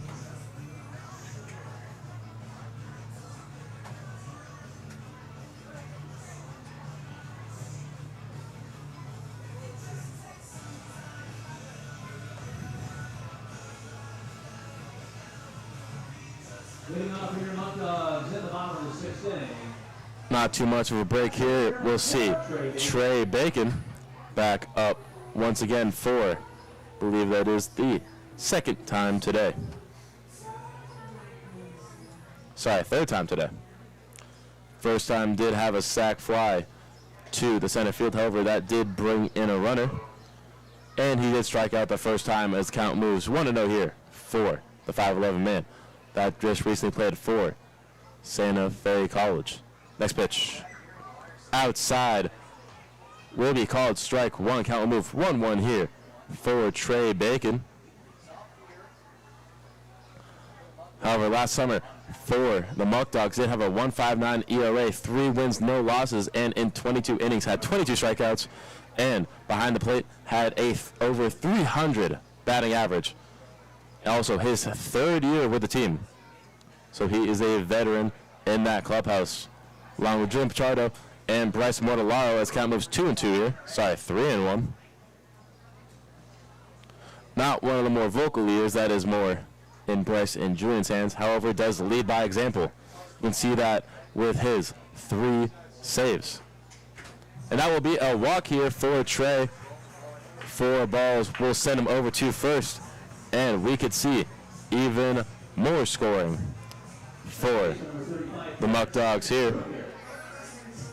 Now we'll see Galvin Sims back up for the 3rd time here today.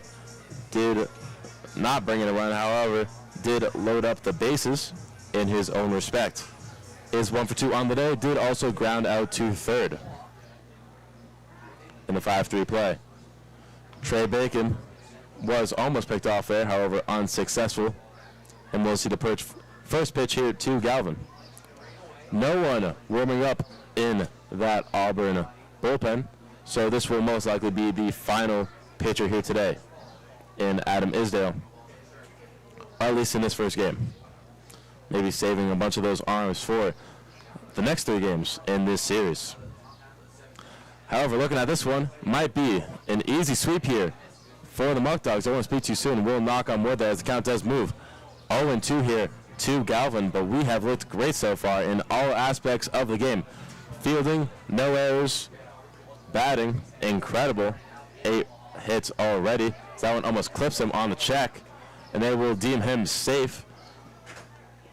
As check swing, he does not go through. Count move 1-2 here for Galvin.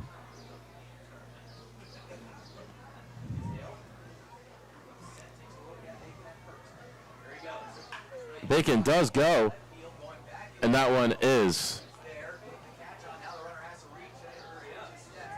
hit over to left field. Lost track of that ball, and I think because he lost it, will be called out.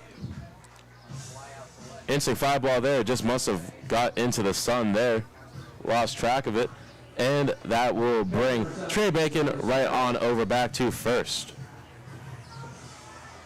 Almost was a double play there.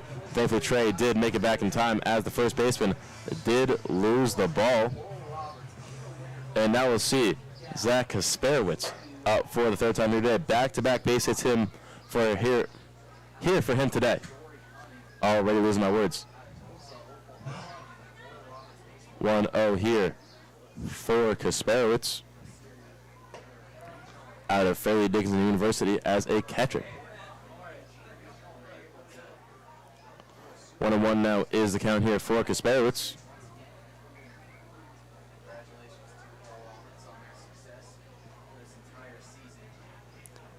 Next pitch here outside for ball 2.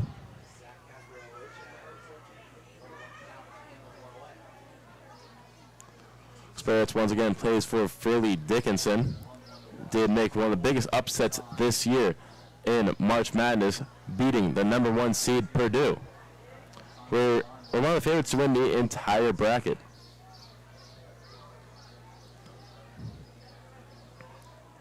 Hopefully he can bring that underdog mentality here and get his 3rd base hit on the day. As he shoots that one foul, count will move 2-2. And the ball remains on the net here. Don't know if you guys can see it or not.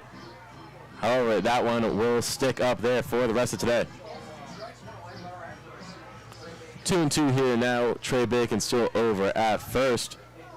Tries to pick him off once again, however, will be called safe. Already had a pickoff at first. Don't want another one in back-to-back games. Or back-to-back, this game at least. Have seen 2 pickoffs at first in back-to-back games. 3-2 now is the count. So we'll see the payoff pitch here shortly to Kasperowitz, and could add on to this Muckdogs being on base.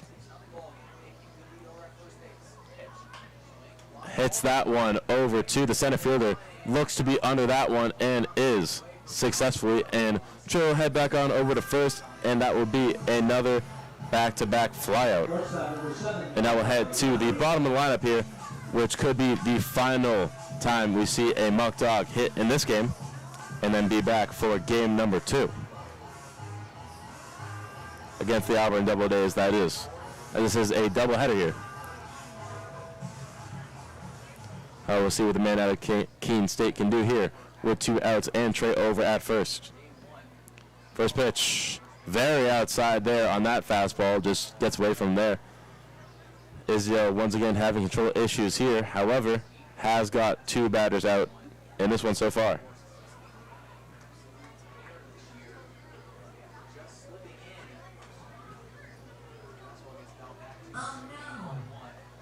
Now 1-1 is the count here.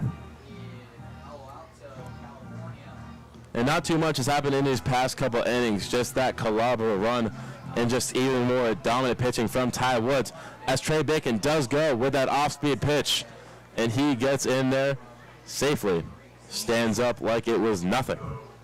And now Caleb with a man in pretty decent scoring position over there at second in Trey. See what he can do in this 2-1 count.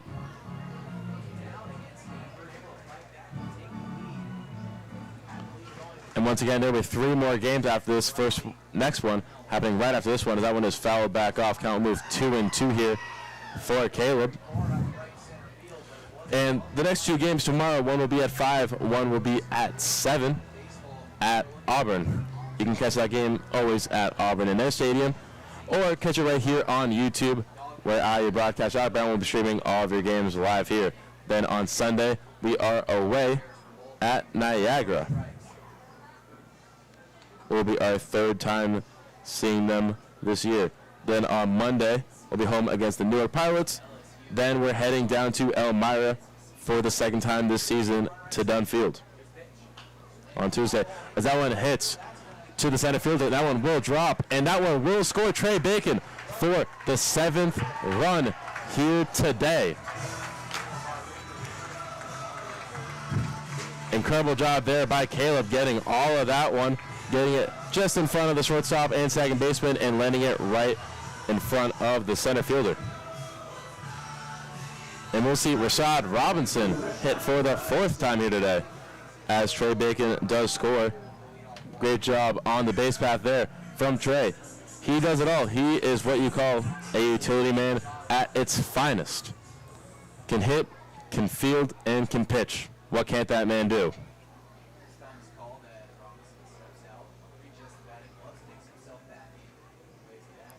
Now we'll see what Rashad Robinson can do for his 4th time up at bat with Caleb over at second with the extra base hit.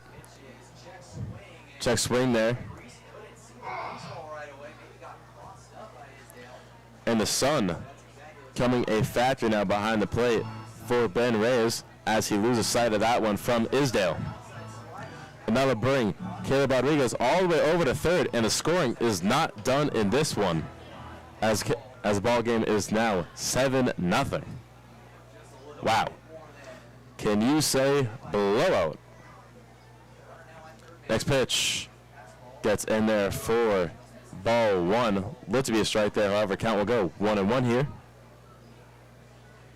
Rashad Robinson so far in this one has got a base hit, has walked, and has flown out to left field where he has been playing today. And that one goes in the dirt for the 2-1 count now. Once again, incredible job so far by these Muckdogs here today. What more is there to say, but they've been dominant all around so far, as that one gets in there for strike number 2. Count will move 2-2 here for the man out of Bishop State Community College.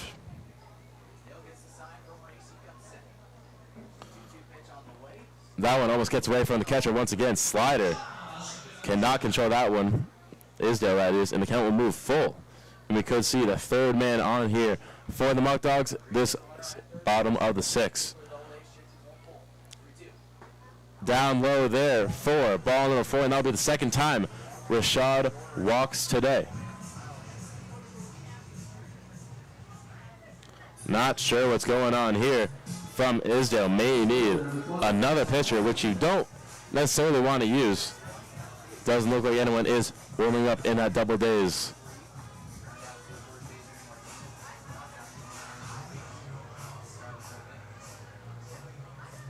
Sorry, cut off there in that DoubleDays either bullpen. Goes down. Robinson tries to pick off Caleb at 3rd. Tries to be sneaky there. However, Caleb does a great job getting back there. And Rashad will steal another base. I believe that will tie him with Leadham for most stolen bases on the team so far. As we now see Kyle Hetherington back up to the plate as he shoots that one to center field. Will that drop in time? It sure will. And 2 runs will score here. And this Muckdogs lead expands even more with that 2 RBI single from Kyle Hetherington, who before this game had not had a base hit in Muckdogs uniform, has 2 here today. And the Muckdogs have been having their way with both pitchers here today in Jack Conley and Andrew Isdale, and look on fire today. Believe that is the 10th hit here for the Muckdogs.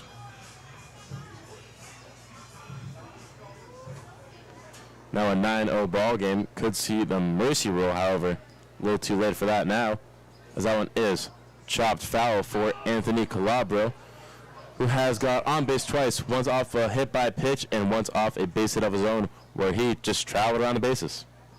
And that was the 6th run scored of that game, or this game. Isdale not looking too great here in the bottom of the 6th. That one will be called ball number 1. Count will move 1-1 here, with a man on first in Kyle Hetherington.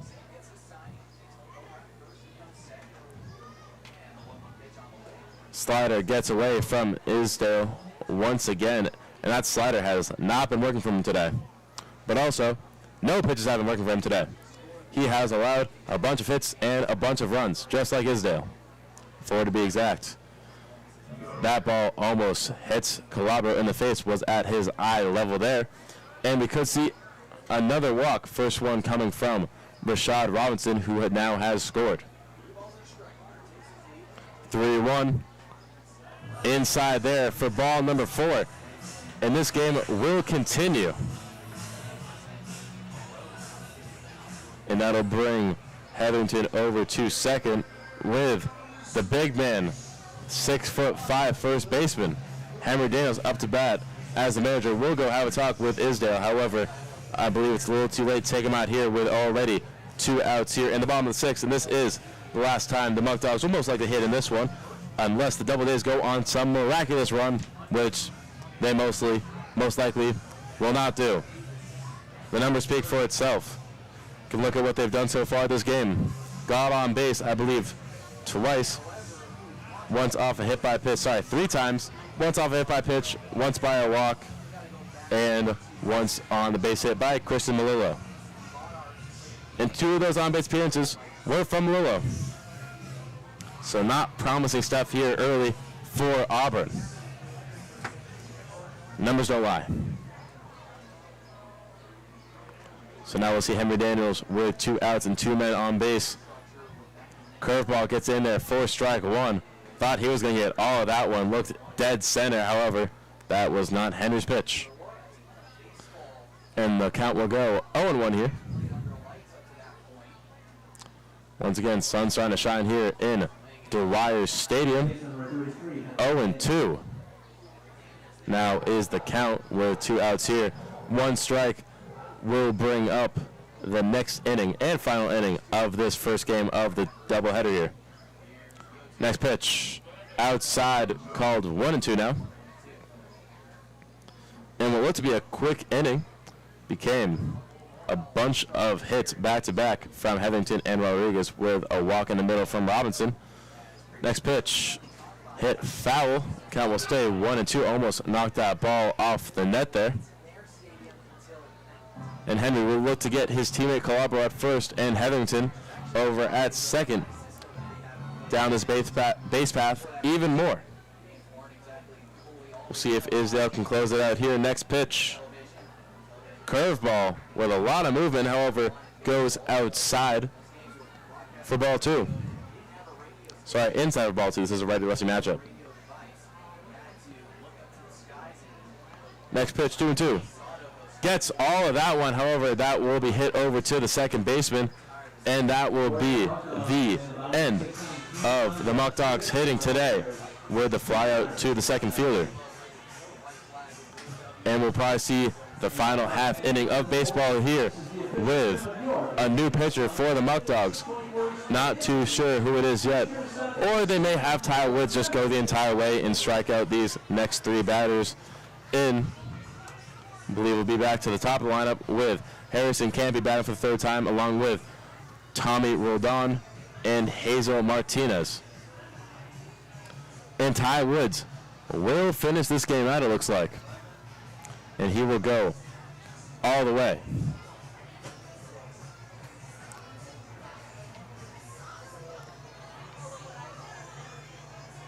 Yep, he's going to finish this one out. Scores 9-0 here for the Muckdogs, coming here to the top of the 7th, and will most likely be the final score here as well if Ty can finish this one off. Impressive day for Ty so far here today. Only allowed 1 hit coming in the 3rd inning. Also, walked a man, that was also in the 3rd inning as well. And outside of that, has allowed no walks or hits, only the hit by pitch last inning. So 1st inning was clean, 2nd inning clean, 4th inning clean, and 5th inning clean. Also 3 strikeouts so far here through 6 innings, soon to be 7. Still looks like Dylan Kinney is warming up just in case anything bad happens, but we'll now see number 4 Harrison Campy, the shortstop, come up to bat. Has not got on base yet. Has grounded out to first and flown out to Kyle Heatherington over at right field. However, back for the top of 7th here. Muckdogs 9, DoubleDays 0. As that one gets away from Kasparowicz, will be called 1-0 here on the count. Once again, I'm broadcaster Alec Brown commentating this final inning of this first game of the doubleheader here. Next game will be up shortly. We'll keep the broadcast on. And the next broadcast of the doubleheader in Auburn will be live tomorrow around 5 p.m. As time here is now 6:50. As they will call in, I believe that is Dylan Kinney over there. We'll see if I'm correct. To close this one out. Oh, maybe that's number 13, Trace Florio. Has only pitched 1 inning so far here for the Muckdogs. I'll bring up his stats shortly for you guys. And we'll see what Trace can do here in this one. And Trace so far in his Muckdogs career, 1 inning pitched, and that's it. Got 3 batters up, 3 down. And Trace will look to add to his resume here with just 1 ball being the count. Great job here from Ty. 1 hit allowed in 6 innings, and he'll be awarded with a home run chain. Great job here from Ty. On Alexandria night, is a local guy, so I'm sure this means a lot to him here. Makes the game of baseball great.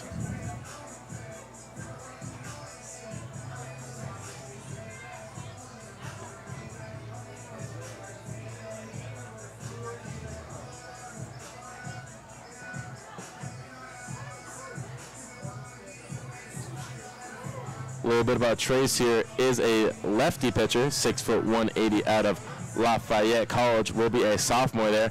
Also hails out of Norwalk, Connecticut. Throws a 4-seamer, 2-seamer, changeup, curveball, and his max velocity sits around 89 miles per hour for the former freshman at Lafayette College. Also this past season has 7.75 earned run average in 36 innings pitched. But so far, in his very small sample size, has looked great for the Muckdogs. In that 1 inning, just 3 up, 3 down. Nothing too special, but it got the job done against Niagara. Unfortunately, did lose in that game 3-1. But we'll see what he can do here against the top of the lineup here for Auburn. As we now see Harrison Campy come back up for the 3rd time today. And Harrison coming into this one did bat 400. Haven't really seen that here today. Along with 6 total hits on the season, 2 walks, 3 hit by pitches, does lead the team, 3 strikeouts, and 1 extra base hit. However, we'll see if Trace can finish this one off and get his first save. Not sure on my scoreboard. Wentz 10 there. Score is still 9-0 here. Gotta check that out. First pitch here for Trace does go down, unfortunately, for ball one. So count will move to 2-0. 2-0 here for Trace. Hits that one foul right over to the first base line. Not too much power on that one. If we got a little more pop in that, Henry could have made the play over at first. However, count will move 2-1 here.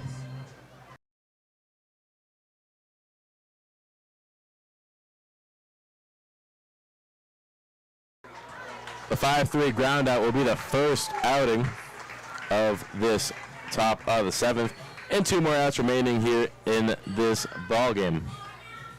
And now we'll see the second hitter in this lineup, Tommy Rodon, for the 3rd time here today. Last time out did strike out and was a victim of the first strikeout for Ty Woods. Also did ground out to Galvin Sims in the first inning. Now 1-0 is the count here for Trace. Was done a great job so far. Slider does get in there for a 2-0 count. Breaking ball must have confused him there. The count will move 1-1. Great job there, Trace. Next pitch.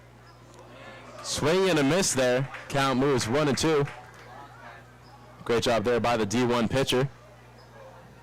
Probably would not have gone D1 in basketball if you've seen the way he shoots the basketball.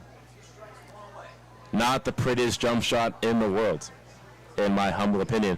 The 1-2. Crushes that one over Galvin's head, and that will be the second base hit of the game for the DoubleDays. However, double play in order, so this game can end at any given moment. As the crowd is starting to fill in here even more, as we're looking more full by the second. As we'll now see number 29, Hazel Martinez, come up. Pitch does not get in there, will be called ball number 1. Also rolled on now, showing off that 412 average. As we'll now see Hazel Martinez on the season so far is batting .261, has the most at-bats on this team with 23. This count moves to 1-1 now. Great job there by Trace getting that ball in there for the first strike. Looks over at first. Next pitch. Taps that one over to our Curry. Tries to make the play over at first and sure can. Did not elect to go to there. However, Tommy Rodon will move to second, and that will be a 5-3 ground out. Also considered a fielder's choice there for out number 2, and just 1 out remaining here in this ball game. And the next game will resume shortly, maybe like a half an hour break, I'm guessing. So should start around 7:30 would be my guess, as that strike does go in there. Count will start 0-1 here. Now only 2 strikeouts left here in this ball game to Christian Bowman, the center fielder, so far has thrown out twice, once to shortstop, once to Calabra over in center field. Swings through that one. One more strike here in this ball game. Can Trace get the job done here? 1 strikeout, 1 strike remaining, 1 out remaining. Man over at second in Roman. Can Trace finish it off here? The 0-2 pitch. Can he get it done? Fouls that one off. Count remain 0-2. Tommy Rodon still over at second. However, that run will most likely mean nothing in this ballgame. As score is 9-0 for your Muckdogs. Almost had a shutout. Not a shutout. Next pitch. Hit over to Galvin Sims. Should make the play over to Henry Danos, and that will end the ball game for your Muckdogs, winning 9-0 in fashion. Almost had the mercy rule, what I was trying to say earlier, and that will end the ball game here for the first of 4 games here in the next 2 days. Incredible job there. Actually, I'll keep this up until the next game. And now we'll see the next game start shortly. So at the end of 7, your Muckdogs 9, the DoubleDays 0. Next game will start shortly. Might take another half an hour to set up, But that will do it for this game. The 4-3 ground out to Galvin over to Henry does end it. Second game to start shortly. Stick around, folks, as we will play game 2 of this doubleheader. Also doubleheader tomorrow at Auburn. So stick around for the next game, and we'll be right back. Stay tuned, folks.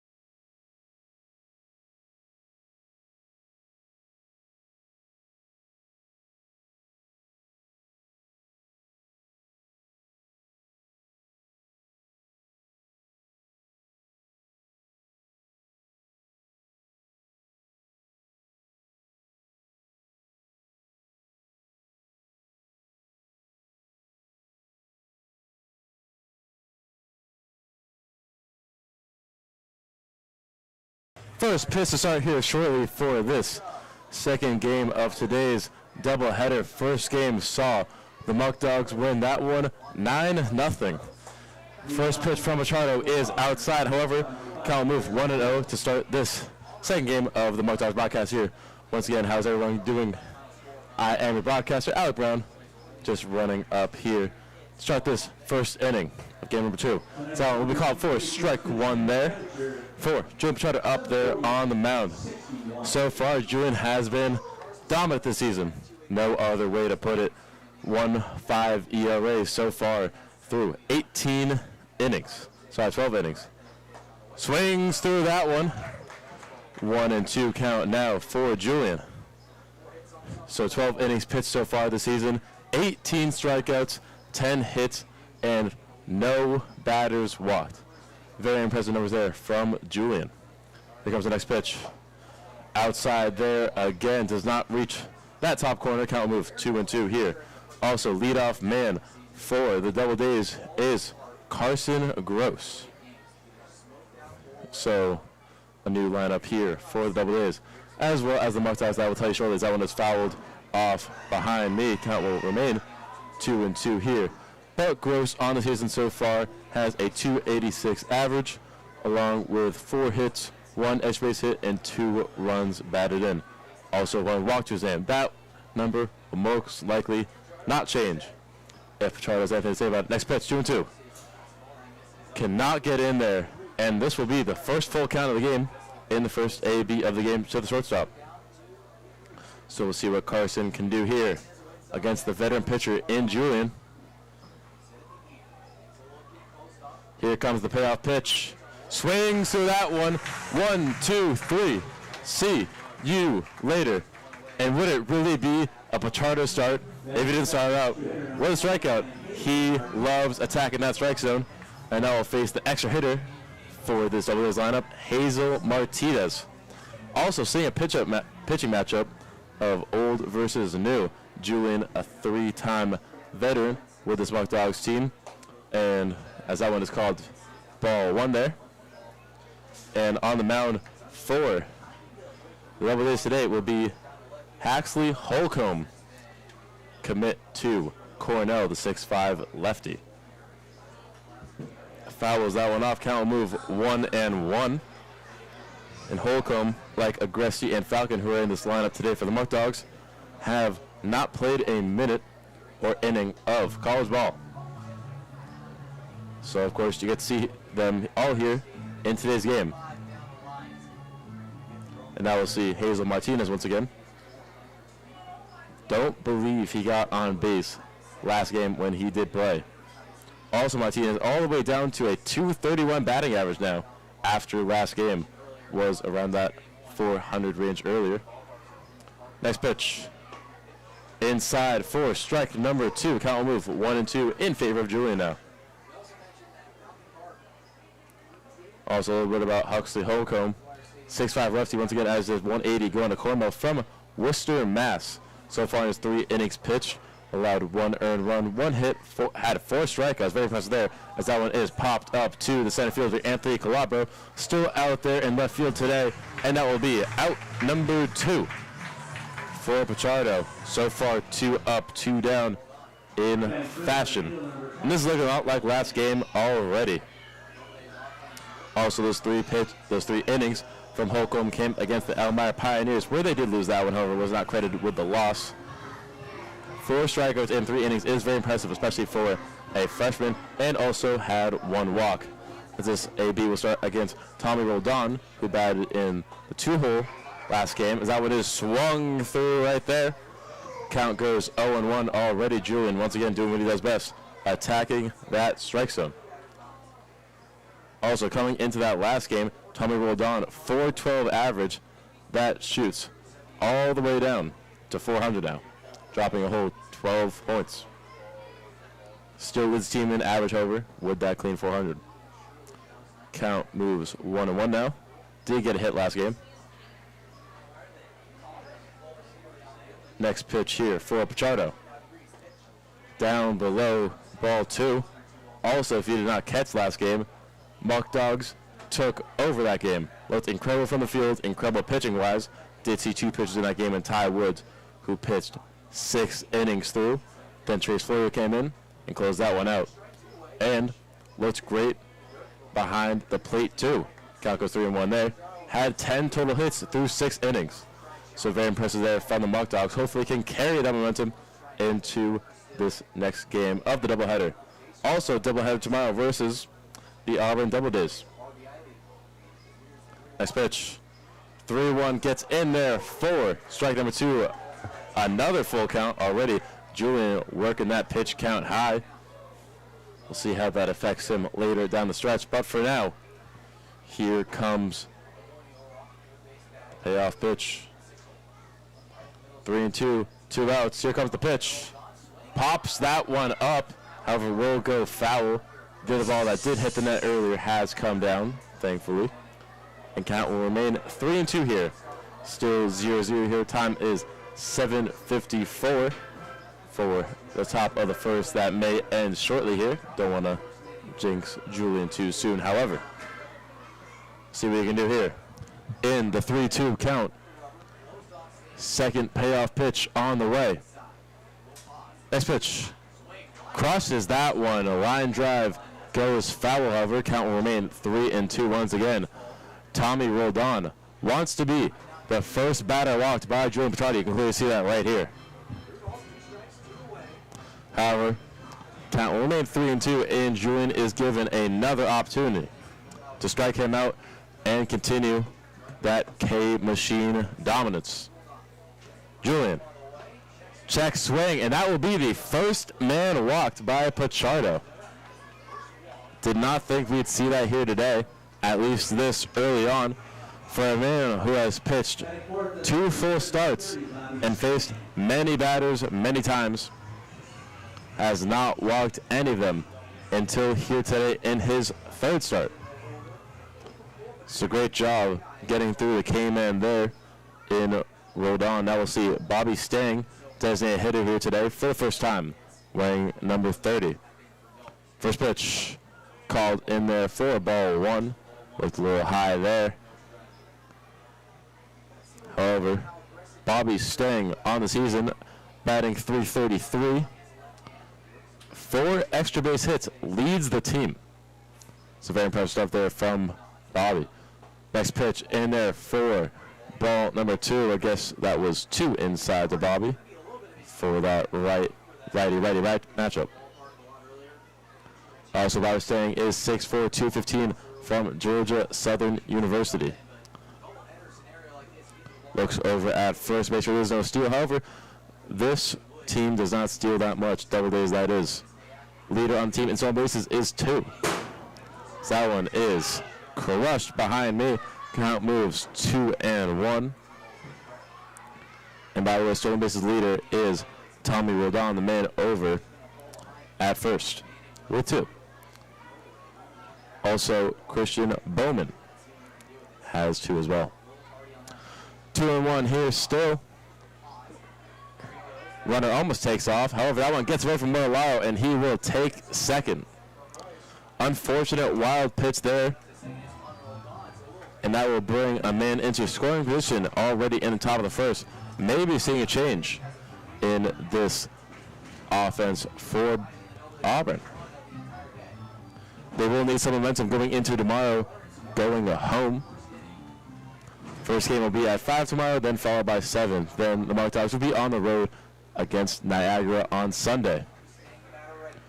Julian looks to second. Pitch comes.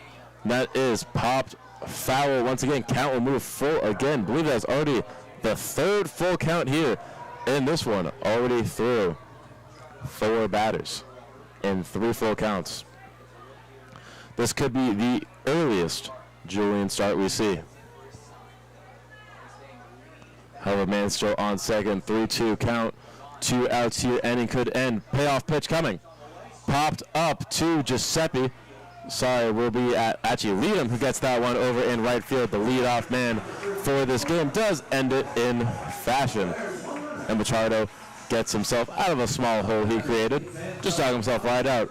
All right, that's 6'5", 230 after. Just stepped right out. And now we'll head to the bottom of the first. where this red-hot Muckdogs offense will step up to hit. I'll go through the lineup with you guys. Unfortunately, do not have a graphic for you, however. I can read it off. You guys can put the pieces together. Batting first will be number 16, the man just made the play over in right field, the leadoff man, Josh Leadham. And batting second, number 11 got a base hit the other day against Jamestown. The extra today, however, not in left field. Chad Falcon will soar his way over shortly. Then we'll head over to number 18, the man in center field, as always, the everyday starter, Anthony Calabra. Then in the cleanup spot today, not today, for this game, will be number 23, Adam Agresti, the designated hitter. Then follow that up with number 88, Giuseppe Juice R. Curry, playing over in second base today. Did play third in the game before. Then we'll see over at left field for number 45, Matt DeStefano for the first time today. Also seeing for the first time today. Also got on base for the first time as a Muckdog yesterday. Also scored a run in that 3-2 game against Jamestown. Sean Ladd playing over at first today. Also was a first base coach a little bit in the previous game before. Against Auburn, that is. Then batting eighth will be number 24, Victor Alonji. First time seeing him here today. Also playing in third base in place of Giuseppe. And Giuseppe takes place of Galvin Sims. Then taking place of Zach Kasperowicz behind the plate will be number 44, the captain, Bryce Mortellaro. And then batting final in this lineup, ending it off with number 36, the salesman, Lucas Lopez, playing over at shortstop. You usually see him at second base, however, see him at shortstop here today. We'll see how he does over there. I got faith in Lucas, just as I have faith in the leadoff man at the plate. Josh Leadham leads the team in stolen bases. And we'll see what he can do here. Also batting .250 on the year. Only home run so far for the Muckdogs. And also has the most RBIs on the team. Tied with Giuseppe and DeStefano, however, with 5. As the count starts 0-1 for the leadoff man, Leadham. See if he can come back in this one. Also was caught stealing the other day at first when the bases were loaded. Hopefully can recover from that. Also 3 hit by pitches, unfortunately there, just behind Calabro in that stat.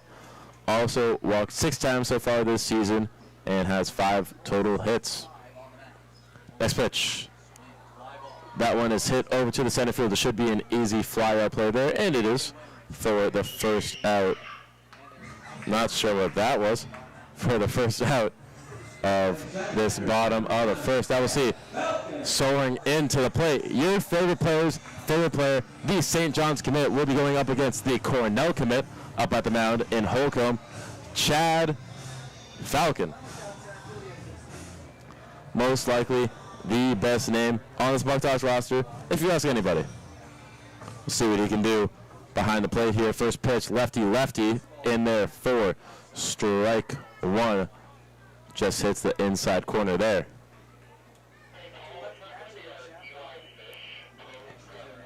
Chad Falcon so far on the season only batting .125. However, the numbers don't do him justice. He has looked great behind the plate. He always is making contact, very rarely strikes out. Actually, has not struck out once so far, and does have 1 hit to his name in 8 at-bats. That one is hit straight over to the third baseman. Does make the easy 5-3 ground out play there. Once again, Chad Falcon hits the ball. It's just where that ball ends up going. Soon his luck will start to change. I believe in you, Chad Falcon. So I know it's that dugout. We'll need you soon. Now we'll head over to the third hitter in this lineup, the everyday center fielder, Anthony Calabro. Actually, for the first time, his teammate from college, the University of West Georgia, Henry Daniels, will not be playing in this game. I believe it is his first time out since the Buffalo Diesel non-league game. So interesting to see there. Now see Sean Ladd take over his duties over at set first. Also 2 outs here now as that one is crushed to right field. Looks like he's backing up a little bit. Not too far, however, now will be another fly out to the right fielder. Great job there by Tommy Rodon, who did walk earlier in this game. And the end of the first ends similarly to before, 0-0. And we'll be back shortly for the second inning. Stay tuned, folks. Now let's send it down to Johnny Dog for tonight's Batavia Down. Looking for a dining experience that's out of this world? Look no further than Alex's Place in Batavia, New York. Indulge your taste buds with the finest flavors in town, from their tender barbecue ribs to sizzling steaks cooked to perfection. Step into their welcoming atmosphere and let their friendly staff treat you like family. Whether it's a cozy dinner for two or a gathering of loved ones, they've got you covered. Thirsty? Well, their stocked bar serves up handcrafted cocktails, ice-cold brews, and extensive wine selection to perfectly complement your meal. Join them today and experience the taste sensation that keeps customers coming back for more. Are you ready for a thrilling experience that combines the excitement of horse racing with the allure of casino gaming? Look no further than Batavia Downs in Batavia, New York. Feel the thundering hooves and witness the adrenaline-pumping action of live harness racing at Batavia Downs. Join us in the grandstand as talented drivers and their magnificent horses compete for glory, creating unforgettable moments that will leave you on the edge of your seat. But the excitement doesn't stop there. Step into our vibrant casino where luck and fortune await. Join us today and immerse yourself in the electrifying atmosphere of Batavia Downs. Looking for a place where craft beer meets culinary delight? Look no further than Eli Fish Brewing Company in Batavia, New York. At Eli Fish, it's all about flavor. Their master brewers craft an exceptional selection of beers, from hoppy IPAs to smooth, rich stouts. And the kitchen is no slouch either. Indulge in their delectable menu featuring mouth-watering burgers, tantalizing sandwiches. Back here for the top of the second. Now you will see the fifth hitter in this lineup, Garrett Prosper, playing at first. That one will be called ball one there. Still no outs here. Of course, in the top second as it just started here. Muckdogs 0, DoubleDays 0, brand new ball game here. Last time we headed to the top of second, Muckdogs were up one. However, different here a little bit. 2-0 here now to Prosper. Prosper so far on the season batting a clean .300 with 1 extra base hit, 5 runs batted in, and 6 walks leads the team. That one is shot back right towards the booth. Count will move 2-1 here. Pichardo once again looking very solid behind the plate. Just had his first walk, however, does have 1 strikeout to his name. Very Pichardo-esque there. Speaking of Pichardo-esque numbers, Big Ray Houston, as Alonzo tries to get that one, will go foul. Covers 2-2. Big Ray Ronaldo Houston, yesterday in 5 innings pitched, had 8 strikeouts. So very impressive stuff there from the big man down below me. If you can't see him right there, you can probably see his little hat right there. Has the pitch clock there. 2-2 pitch. That one is crushed over to center field. Calabro, however, has no problem getting that one. Another fly out to the center fielder will be the first out for this top of the second. And so far for the DoubleDays here, no offense to be found against this stellar Muckdogs pitching right now in Julian Pichardo. Also, great job by number 37, Holcomb, the Cornell commit. We'll probably see him around campus as I do go to Ithaca College, just 10 minutes down the road. And has looked great so far in his first start here in Dwyer Stadium.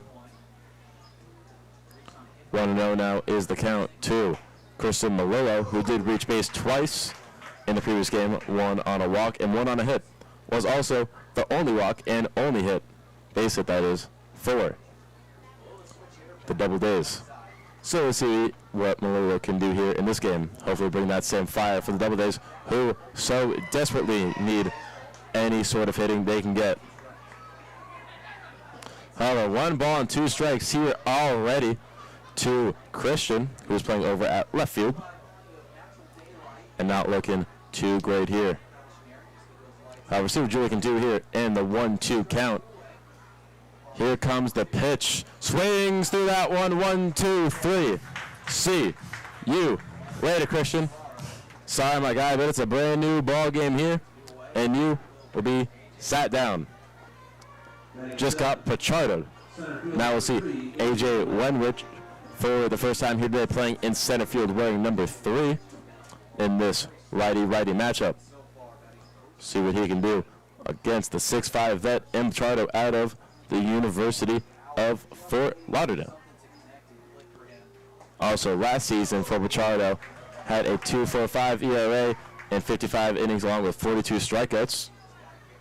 Sorry, that was his first year with Batavia. Then last year with Batavia had a 3.2 ERA, struck out 17 batters in 19 innings. Also won a playoff game for the Muckdogs last year, and is loved around here in the Batavia area. Whenever we had parades or any type of fun events here in Batavia, the crowd and fans loved him. Has created his own little fan base here. Now 1-1 here is the count. Next pitch. Slider does get in there for strike 2. Great job there by Pichardo, who does throw a 2-seamer, changeup, and slider. So not too much of a pitch mix, but it does get the job done as you're seeing it right here. 1-2 now is the count for Julian. Next pitch. Back-to-back strikeouts. We'll end it here. 1, 2, 3. See you later, AJ. So back-to-back strikeouts will end the top of the second, and we'll move into the bottom of the second shortly, where we'll see the Muckdogs for the second time this game and the 8th time overall today, June 16th. Time is now 8:09. We'll be right back. Stay tuned.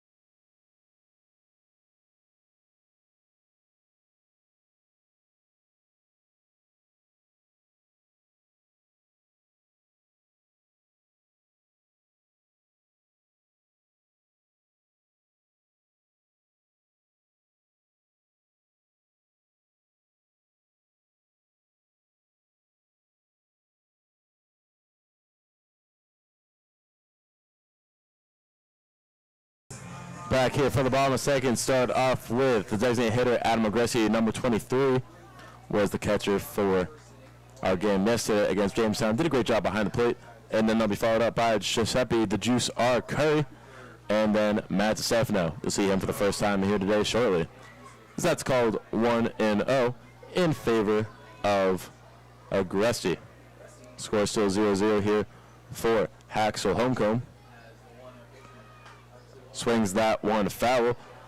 Right now, at bat, you're seeing the St. John's commit versus the Cornell commit. And if he ends up pitching well to here, it would be a great sign for Cornell fans, because I don't know how many of you at home watched Ivy League baseball this season, especially for Cornell. Was not pretty as that one is shot to the shortstop. Can he make the play over at first? He sure can. That'll be a 6-3 ground out to start the bottom of the second here. Already flying through this game so far. In terms of both teams so far, 7 batters faced for the Muckdogs that have all gone down, and now for the Muckdogs up at the plate, 4 batters up, 4 batters down. But now we'll see Giuseppe R. Curry back up here again. See what he can do. First pitch is swung through there by R. Curry. Count will move 0-1 in favor of Holcomb. But Cornell baseball looked terrible in the fall. Started off their season 0-12 until they finally got a win, I believe, against Yale. And there for strike 2 now. Count moves 0-2. Curry's got some fighting to do now. And last game went 1 of 3 with 1 base hit in the 4th, where all that giant scoring happened for the Muckdogs.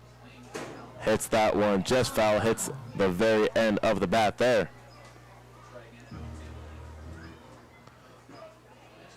Also, we'll ask time a little bit about Giuseppe here. 934 on-base slugging with his time at St. Leo University, where he's now going to be a senior. Also batted 283 along with 4 home runs and 17 runs batted in. Also in 2017, state champion with the Allentown Redbirds. That ball will be called ball number 1. Count moves to 1-2 here. Hitting so far not been alive for either teams. However, Knight is still young, only through 2 innings so far, not even. Next pitch, hit foul once again. However, the scoring barrage for the Muckdogs did not happen until that bottom of the 4th. We scored 4 runs in that 4th inning and end up finishing with 9. Due to that very late run in the bottom of the 6th as well. We scored a bunch of runs. Next pitch for Holcomb. Check swing. Just goes foul there. Just hits the edge of the bat once again. And Giuseppe is staying in this one. Fighting on through.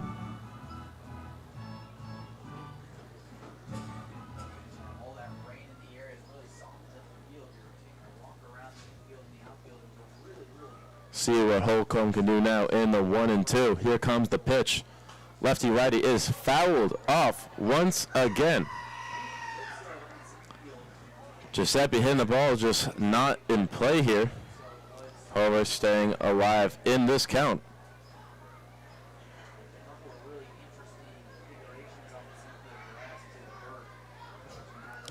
Next pitch here, the 1-2 still. Looks like it hits him in the foot. However, he'll just walk that one right off. See what happens here.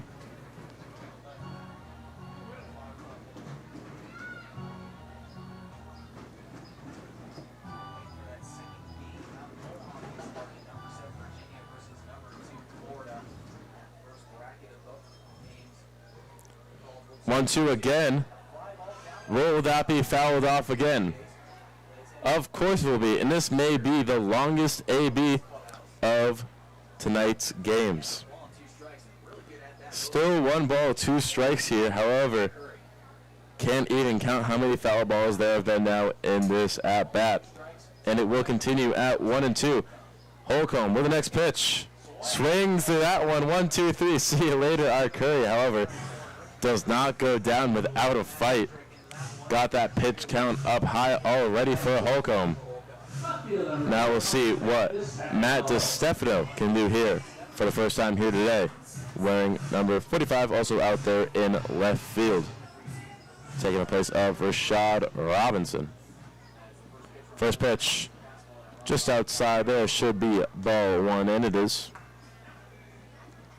Stefano, 6 foot righty, 190 from Stony Brook University, will be a junior there. Also hails out of Westbury, New York. Strike 1 there is the call. Count moves 1-1. Also being in that outfield where DiStefano does show his value. This past season had a perfect field percentage. Also scored the winning run against the New Jersey Institute of Technology. Also his brother Mike played 11 games last season for the Muckdogs. So is a familiar name around here. DiStefano, that is. This count moves 1-2 to DiStefano. Here comes the next pitch from Holcomb. Swings through that one. Back-to-back strikeouts. Very Pachado-esque there. Ends the 2nd inning as we move into the 3rd. Shortly, score still 0-0 apiece. And this has been a pitching duel so far. Numbers looking very similar. Did you know Community Schools has the first ever We're right back after commercial break from some of the sponsors who make this Muckdogs broadcast possible. Stay tuned, folks. Check out the events calendar on the Batavia Looking for food lovers searching for a new favorite spot? Make Eli Fish Brewing Company your next destination. Discover the perfect blend of flavors, community, and unforgettable moments. At Tompkins Community Bank, they believe in more than just banking. They believe in building relationships. Step into a world where you're more than just a number. Experience the personalized service and genuine care that sets them apart. From simple checking accounts to tailored business solutions, we have the products and expertise to meet your financial needs. But it doesn't stop there. We're invested in communities we serve, supporting local businesses, and making a difference where it matters most. Join the Tompkins community family and discover a bank that treats you like a neighbor. When duty calls, who will answer? Introducing the New York National Guard, the elite force dedicated to protecting our great state and nation. Join the ranks of brave men and women who proudly serve as the backbone of our defense. Train alongside the best, gaining skills that will last a lifetime. When disaster strikes, the National Guard is there, providing critical support and relief to our communities. Our dedication knows no bounds. From foreign soil to local streets, the New York National Guard stands ready to face any challenge, defending freedom and preserving peace. The New York National Guard, where heroes are made. Thirsty for a perfect beverage? Look no further than Right Beverage, the premier destination for all your drink needs. With a vast selection of beers, wines, spirits, and more, they have something to satisfy every taste and occasion. At Right Beverage, they promote responsible consumption because they care about you and your community. So, quench your thirst with confidence. Choose Right Beverage. Back once again for the top of the third. Score is still 0-0 here in this second doubleheader. That means you only see 7 innings here in this one, as you saw 7 in the past game. Score is still 0-0 here, with of course no outs here, because it is the start of the third. That one is hit to the shortstop in. Lucas Lopez does make the play over to Sean Ladd in time to get a quick out early. This inning, 1 pitch, 1 out for Pachado. In the top of the third, that was to Jake Bolin, the catcher. Now we'll see Michael Woolley back once again, playing at second in this game, played at third in the last one, did not record a base hit. Ball 1 will be the call here. Start this one off 1-0. Pichardo looking incredible out there, along with the other pitcher, Holcomb. Pitcher's duel is alive today. That one goes down in that bottom corner for strike 1 there for Pichardo. Already off to an incredible start here. See what Woolley can do here in the 1-1 count against Pichardo. Next pitch here, 1-1. Slider goes in dead through the middle. Count goes 1-2 here for Pichardo. Could have his 4th strikeout through not even 3 innings yet, to the man who bats .294 on the season. Also 2 extra base hits. Next pitch, Slider. Not sure what happened there. Just lost control of that one. Count will move 2-2 here for Pichardo. Also batted in 3 runs on the season and walked 4 times. However, here comes the next pitch from Pichardo. Almost clips him. Count will move full once again, and full counts have been a sight we've seen early and often from Pichardo in this one. Normally just used to strikeouts, but now entering the full count once again. What can Pichardo do here in the full count? 2 Willie has not got a base hit so far in this one. The payoff pitch just fouls that one off.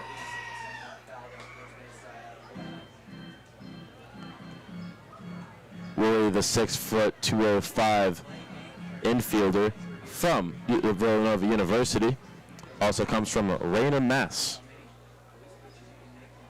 See what the Mass native can do here against the Florida native. Next pitch. That one hits him. Guess he is not a fan of any Boston teams, Pichardo, that is. And that is the first hit by pitch of this game. Just saw, I believe, 1 last game. Now James Mason heading to the end of this Double Days lineup. Batting 10th is James Mason. wears number 9.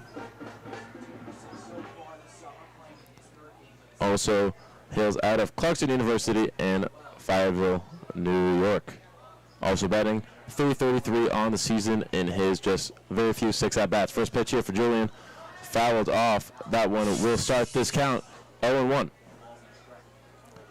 Also double play in order. Did see one last game and the day before over at Jamestown. So is a highly likely possibility here. Also walked twice and has 2 total hits on the year with no runs batted in.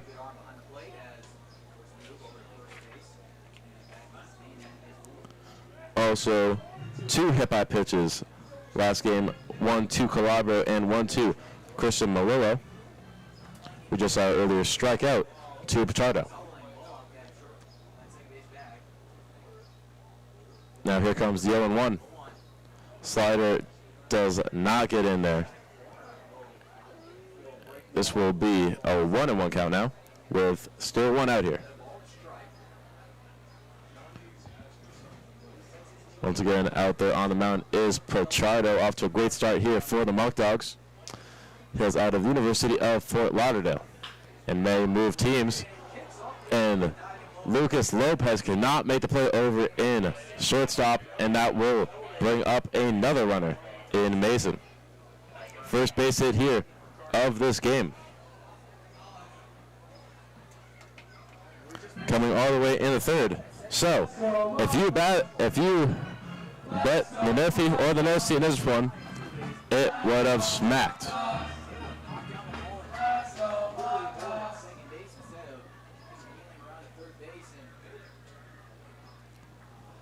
Let's go Muckdogs chant happening from the crowd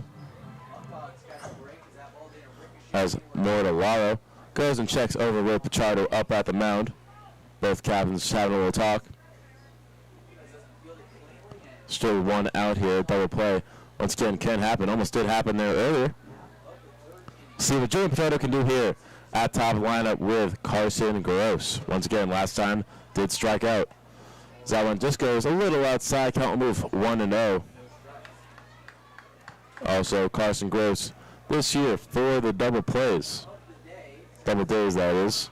Had double play earlier. Once again, Gross, 286 on the season, batting leadoff today. And that breaking ball does break down in time. Count will move 1-1 here. Once again, with 1 out. Back-to-back times we've seen this. Last time out, James Mason did get the base hit. Great hit ball over to the shortstop. Julian looks over at second. Here comes the pitch. Hits that one. Line drive to Calabro, and that one will drop. Looks like we got a little confusion here on the base path, and that will get out the runner over at second in Michael Woolley. Guess he didn't realize that Calabro didn't catch it. You got to look at that one. Just like Magic Johnson always said when he delivered those no-look passes, you got to be looking. And that came true there. However, Carson Gross still credited with the base hit. 2 here already in this one, which crushes how many hits they had last game with a whopping 1. So that tells you everything you need to know about this game. They did not have the best game earlier on today. Scored 0 runs, only had 1 hit, and reached base 3 times. First pitch there does go in the dirt. However, Bryce does block that one very well. Count will move 1-0 here to Hazel Martinez, who is now batting 286 on the season. My apologies, 231. Dropped down even more after the great pitch performance from Ty Woods. 1-0 still here. Runners on second and first. Could have been bases loaded, but a little error made that not happen. 2-0 now for Hazel.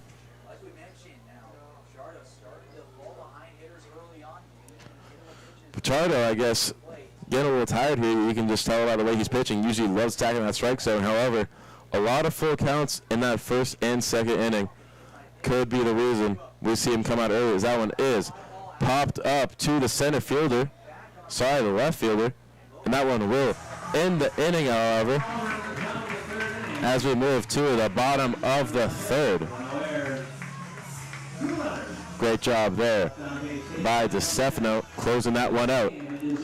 And now we'll see the next inning start with Sean Ladd. You see him for the first time today, along with Victor Alonji and Bryce Mortawile, all new players, at least for today, for the Muckdogs. Then, if lucky enough, we'll see Lucas Lopez. However, Muckdogs haven't looked too good so far behind the plate in this one, going 6 up, 6 down to the rookie pitcher, Haxel Holcomb. However, we'll be playing D1 for a reason. Be right back.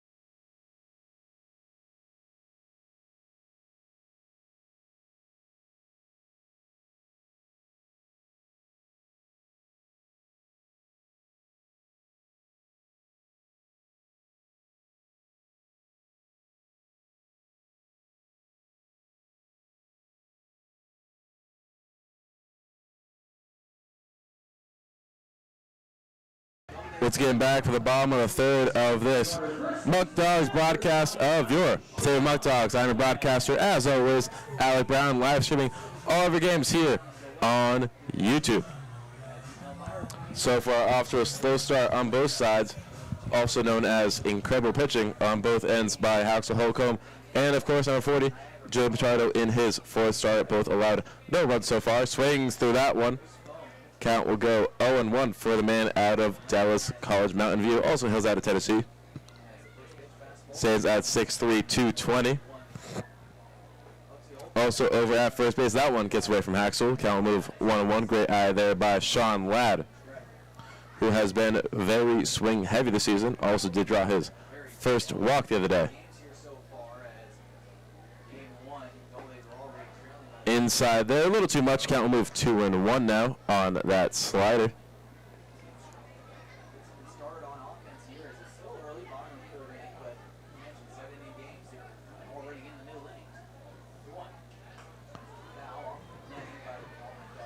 That pitch is fouled off there. Count will move 2-2.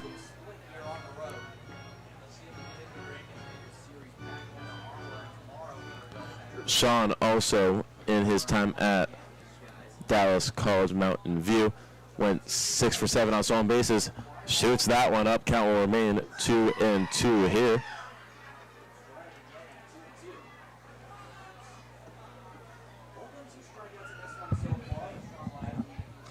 Still 2-2 here in this very long count, looking very Giuseppe-esque. Last time that happened, and in a strikeout. However, we'll see if Sean can change the narrative here. Here comes 2-2. Checked, and it goes low. They'll say he did not go through, and the count will remain full. Could see potential back-to-back walks here for Sean in back-to-back days, which will be very crucial for this Muckdogs team, who hasn't had the best start so far at the plate. Here comes the payoff pitch. Outside there, and Sean Ladd will walk again. Second time getting on base in Muckdog uniform. Sean turning that season around. Great job there, Sean. Now we'll see Victor Alonji for the first time here today. Hasn't played in a while due to a bunch of rainouts and weather condition worries. However, on the season, does bat .308, good enough for 5th on the team now. Of course, with updated stats after that last game, count moves 1-0 here, with no outs still here. However, double play potentially in order.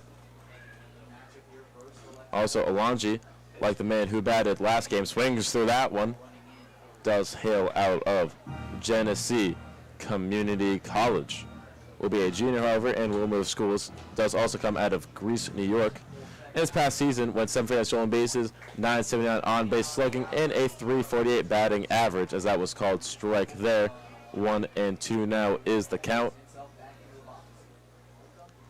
And on deck, you'll see the captain, number 44, Bryce Mortawile, who's behind the plate today, as that one does go low for the 2-2 count.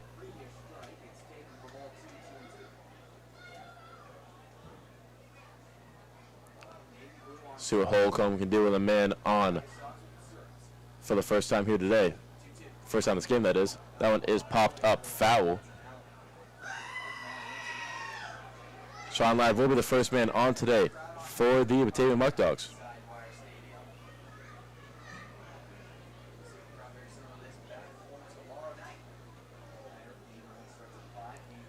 Also, doubleheader tomorrow against Auburn as well, as that one gets away from Holcomb. Not sure what happened there. Second wild pitch you've seen today.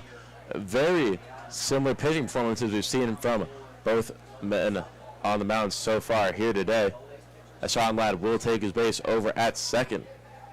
2 wild pitches so far, a good amount of strikeouts for both players. Both had back-to-back strikeouts to close innings, and both have allowed no runs. So great pitching matchup already here from Holcomb and Pichardo. However, the payoff pitch coming right now, as that one is hit over to right field. That one will go foul. However, the Willie Mays attempt, putting out the glove and praying, will not work there, as it did last game. The count will remain 3-2 once again.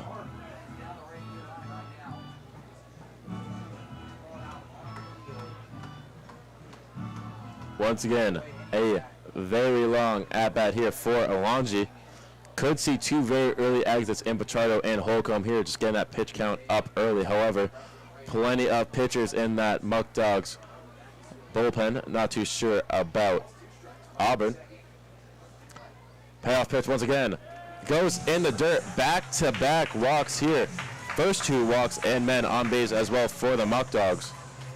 And Holcomb finds himself in a little bit of a hole here with no outs, and the captain, Bryce Mortellaro, up to bat, who has batted in a couple runs himself this season with 1.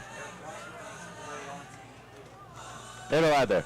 However, is batting clean 100 on the season in 10 at-bats. Has hit one of them, and could see another one here right now. As there comes the bunt attempt, however, that one goes foul. It's clear what the Muckdogs are trying to do here. They want to get men in way better scoring position than second and first. Last time we saw a bunt attempt, it was from Giuseppe Arcuri, who ended up loading the bases off a successful bunt attempt.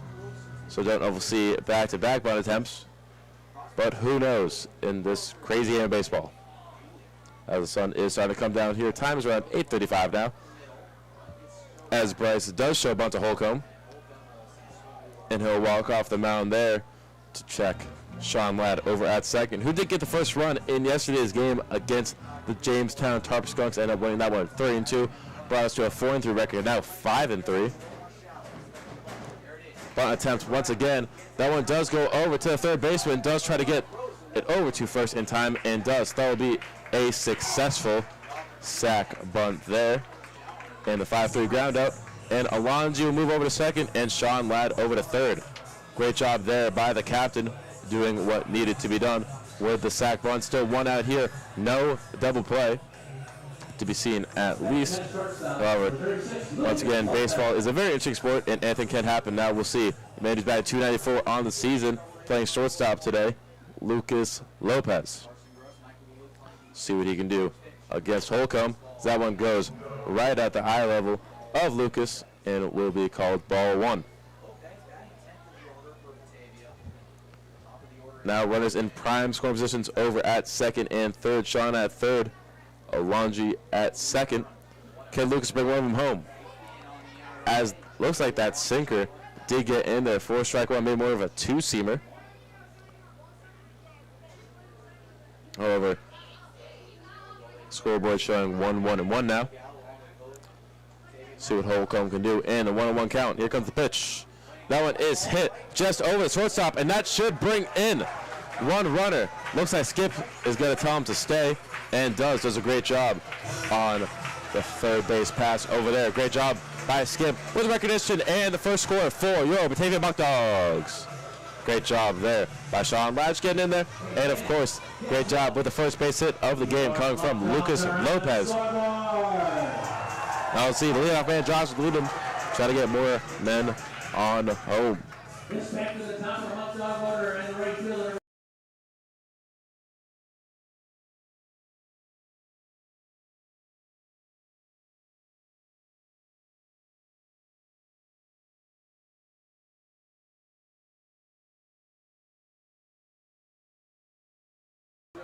That one is popped up to right field, and that will be considered a sac fly if it does get in time. However, the absolute laser out of right field from Tommy Rodon will end the inning there.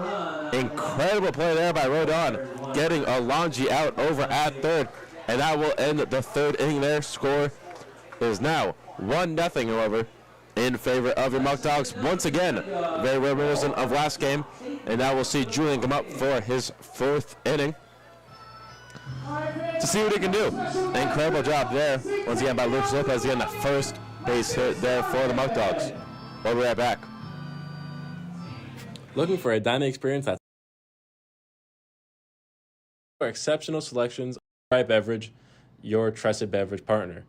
Visit their website or contact them at 585-502-0502 to explore exceptional selections of beverages. Are you an athlete looking for specialized sports medicine care? Look no further than Rochester Regional Health. We understand the importance of having access to top-notch orthopedic experts close to home. That's why they're proud to offer a comprehensive orthopedic sports medicine program right here in Batavia. Whether you're a weekend warrior or a skilled professional athlete, their team of skilled orthopedic specialists is here to help you overcome any sports-related injury or condition.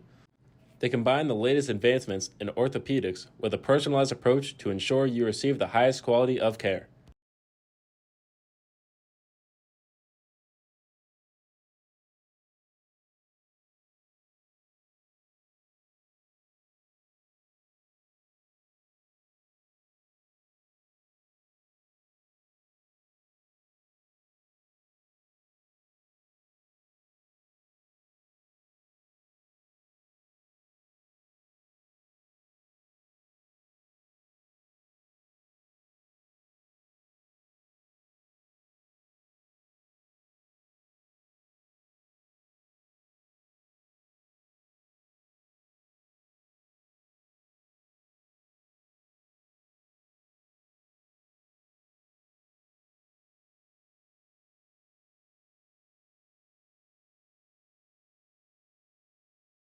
We are back once again for the top of the fourth. Score is now 1-0.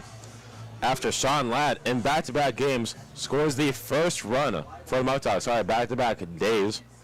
First one scored earlier by Kyle Headington in this game against the DoubleDays in the game one of this doubleheader. Now in the second game of this doubleheader, as called strike one for Jim Trotter, who's out here for his fourth inning, and so far through 3 innings has hit someone, also allowed 2 hits and 3 strikeouts. Also, no earned runs, which is the best part, of course. Next pitch. Swings through that one. Count move 0-2. Also got a credit to Holcomb as well. Done a great job. However, did walk 2 batters and allow 1 hit in that past inning. So may see him come out soon. However, very promising stuff from the Cornell freshman. Next pitch. Fouls that one off. 0-2.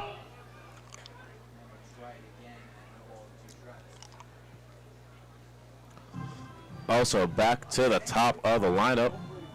We'll see. I apologize. No, we're not. We're at Tommy Rodon, who made the incredible play over in right field and hosed out Victor Alonji heading home. And you always have to go in those situations. I guess we just were not familiar with Tommy's game. However, making a name for himself here at beautiful Dwyer Stadium here in Batavia, New York, as Julian will step off the mound and take time.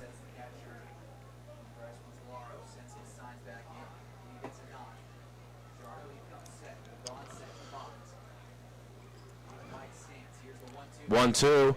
Swings through that one. 1, 2, 3. See you later, Tommy. First out already here in the top of the fourth comes on a strikeout. What else did you expect from Pichardo? Once again, K-Machine. Now we'll see Bobby staying back up for the second time, designating hitter today. Last time out, hit a fly ball over to right field. That is being played by the leadoff man, Josh Leadham, in this game. Was been played earlier by Kyle Headington. Strike one is the call here. Julian fired up after that last inning where he did allow 2 hits. Now back on his game. Next pitch. hit just over to the right field, and that one will land. However, will only be one hit, as I was just giving Julian his flowers. Bobby Stang does get a base hit. Third one here for. Sorry, only second one. Maybe they called that Lucas Lopez play an error, which I don't necessarily agree with. It was a very hard play over at shortstop. However, second technical base hit here for the DoubleDays. Now third batter here for Auburn in this top of the fourth, Barrett Prosper. As Slider gets in there for strike one, double play in order against the DoubleDays. Hopefully make it back-to-back games. Bless you with a double play. Always got to say bless you to the man over the right me in the booth. Probably was our stats guy, John King. Shout out to John. As that is called strike two. Count move 0-2.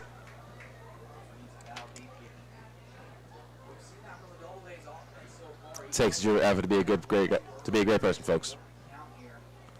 0-2 now. Runner in. Bobby taking quite the lead over there at first. Next pitch. That one is just hit over to Sean Ladd. Sean Ladd gets it over to Lucas Lopez, who cannot get it over to Pichardo in time for the double play. However, looked very close there. Just a little high, which is surprising to the 6'5" man. However, you will take the fielder's choice and keep the man on first every day of the week, especially when there are now 2 outs on the board with only 1 man on base. And it wasn't even the man who got on base.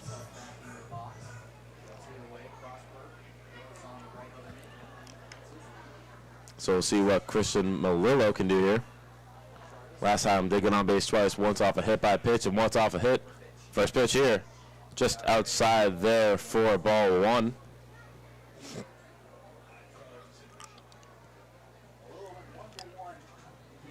So far, Malillo on the season, 3.33 average that is, and 4 runs batted in and 5 walks. And that ball hits the umpire. However, runner decides not to go. Count moves 1-1. Crowd getting fired up here for Julian. 1-1 now, looking over at first. See what Pichardo can do here. And they'll try to pick off Prosper there at first, however, deemed unsuccessful. And we'll come back to the 1-1 count now.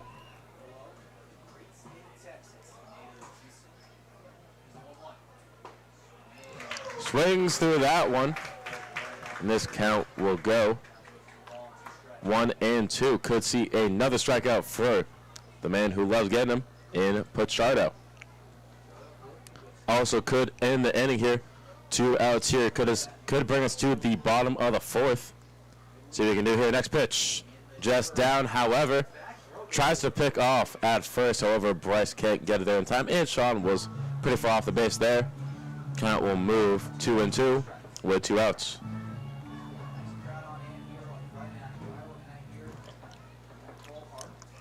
Lights shining bright here over Dwyer Stadium as count is still 2-2. Score is 1-0 for your Muckdogs. Hopefully we'll stay the same after this pitch. Swings through that one. 1, 2, 3.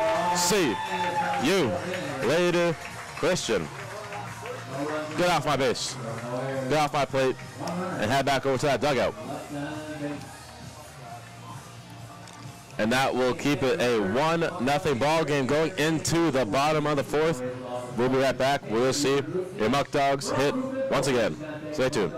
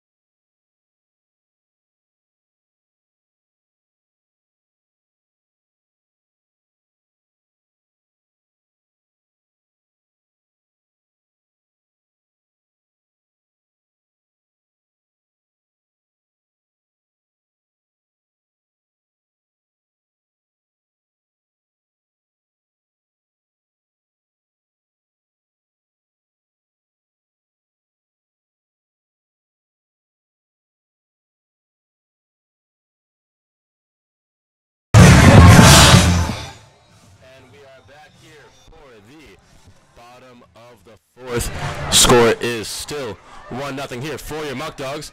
After Julian just closed out that top of the fourth. See the first shot here for Chad Falcon. That one will land just in front of the left fielder, and that will be the first base hit here for Chad Falcon today. How's everyone doing at home? Once again, I'm your broadcaster, Alec Brown. Now, along the special guest, number 55 for the Muckdogs, does come out of Stillman College, all the way from Alabama. You saw him pitch yesterday. Stephen Oates. Stephen, how are you doing here today? I'm doing well. Nice to be here, man. Of course. So, Muckdogs performing very well today so far. What have you seen from the Muckdogs that's impressed you so far? We hit the ball really well today. We scored 9 runs in that first game. Had about 10 hits, so we're hitting the ball really well, and we had a good start, a great start by time. And Trace came in and closed it, and right now Julian's doing typical Julian work. He's a horse. Of course he is. In his third start, already looking like Julian himself. 1.5 ERA on the season is quite impressive. Also, 18 strikeouts through 12 innings coming into this one. And yourself had a few strikeouts yesterday. I believe it was 4, if I'm not wrong. And what was it like to be back out there on the mound? You said you haven't pitched for 9 days. How was that? Yeah, it felt good to finally get my first outing out the way. I've been here for a year. I've been here for 9 days, and I haven't pitched yet. But it felt good to finally get out here, and I'm ready to get in the groove. So hopefully we see you sometime in this back-to-back tomorrow as well. We do play in Auburn tomorrow for another back-to-back. First one will be at 5. Next one will be at 7, as you just saw. Anthony Calabro fly out to center field there. However, Tad will remain on first. Now we'll see. Number 23, the designated hitter, Adam Agresti, back out there. Was your catcher yesterday. As that one does get away from Holcomb there. However, count will remain 1-0. Also, Ty Wood's incredible start here today. And also, just speaking of the pitchers here, who's been your favorite pitcher to work with on this Muckdogs roster so far? Favorite pitcher to work with? I'd say it's a tie between Ray and Trey Bacon. Yeah, both of those guys, they got some good stuff, and I can definitely learn from them too this summer. What about Trey's game is so special that you look at? I just love the way Trey throws the ball, the way he pitches. He gives it his all out there. He's a dog on the mound. He really is. You did see that a little yesterday as the count will move 2-1 here. And Trey did close out that game in fashion. Wasn't even a close one. Went 3 up, 3 down. Like it was just another inning for Trey. Also his 3rd save of the year. Also talk about Big Ray, Ronaldo Houston. Did pitch 5 innings yesterday, 8 strikeouts. And it seems like Skip has a special type of pitcher he likes, ones that just attack that strike zone. See here in Pichardo. Is that a part of your game, just attacking that strike zone? Yeah, I think that's a part of every pitcher's game is you throw strikes, you get outs, and you get to pitch more. So, yeah, that's the big emphasis on this team. Everybody just has to come in there and pound the strike zone to put pressure on hitters. As Agresti will walk there, we'll have both St. John's commits on base here now for the Muckdogs. Only one out here so far. Young guys looking great. Also, very young team here for the Muckdogs. We now see Giuseppe Juice R. Curry back up playing second today. Last time out, did strike out, unfortunately. However, has the opportunity to bat in a runner in Chad Falcon over at second. I'm ready to see Juice really get into one. First pitch here. That one is hit up to the center fielder. Could potentially see Chad tag here. Will elect not to. That'll bring us to out number 2 of the bottom of the 4th. Unfortunate there for Curry, just not getting the ball down enough in time. Second fly out to center field today. Now we'll see Matt DeStefano for the second time today. Also struck out in his first appearance. Also, this past season at college, did not have any fielding errors. Went perfect from the field. Incredible there from Matt. Let's see what we can do behind the plate here with, once again, runners on second and first. Did not get to see that famous juice slide, unfortunately. That's what I've deemed it. Don't know if you've seen that in BP a little, where he does that little shuffle at the end. Yeah. Become a big fan of that. Yeah. This count goes 1-0 here. Holcomb, the 6'5" future freshman at Cornell University. will play for the Big Red in the spring, has looked great here so far. As that ball gets away from him, count will move 1-1 here. And Cornell needs whatever they can get. I don't know how much you followed Ivy League baseball, but Cornell was horrific. Started off the season 0-12, only finished with 9 wins. You know anything about a long baseball season? Not great, especially when you're a D1 program and such a high caliber. However, the Big Red looks like they got a pretty good pitcher here in Haxel Holcomb.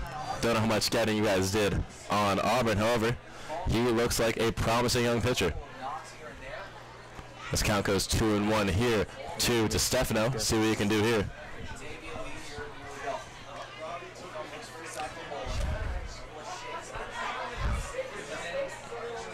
Next pitch here for Holcomb. Just hits that one shallow.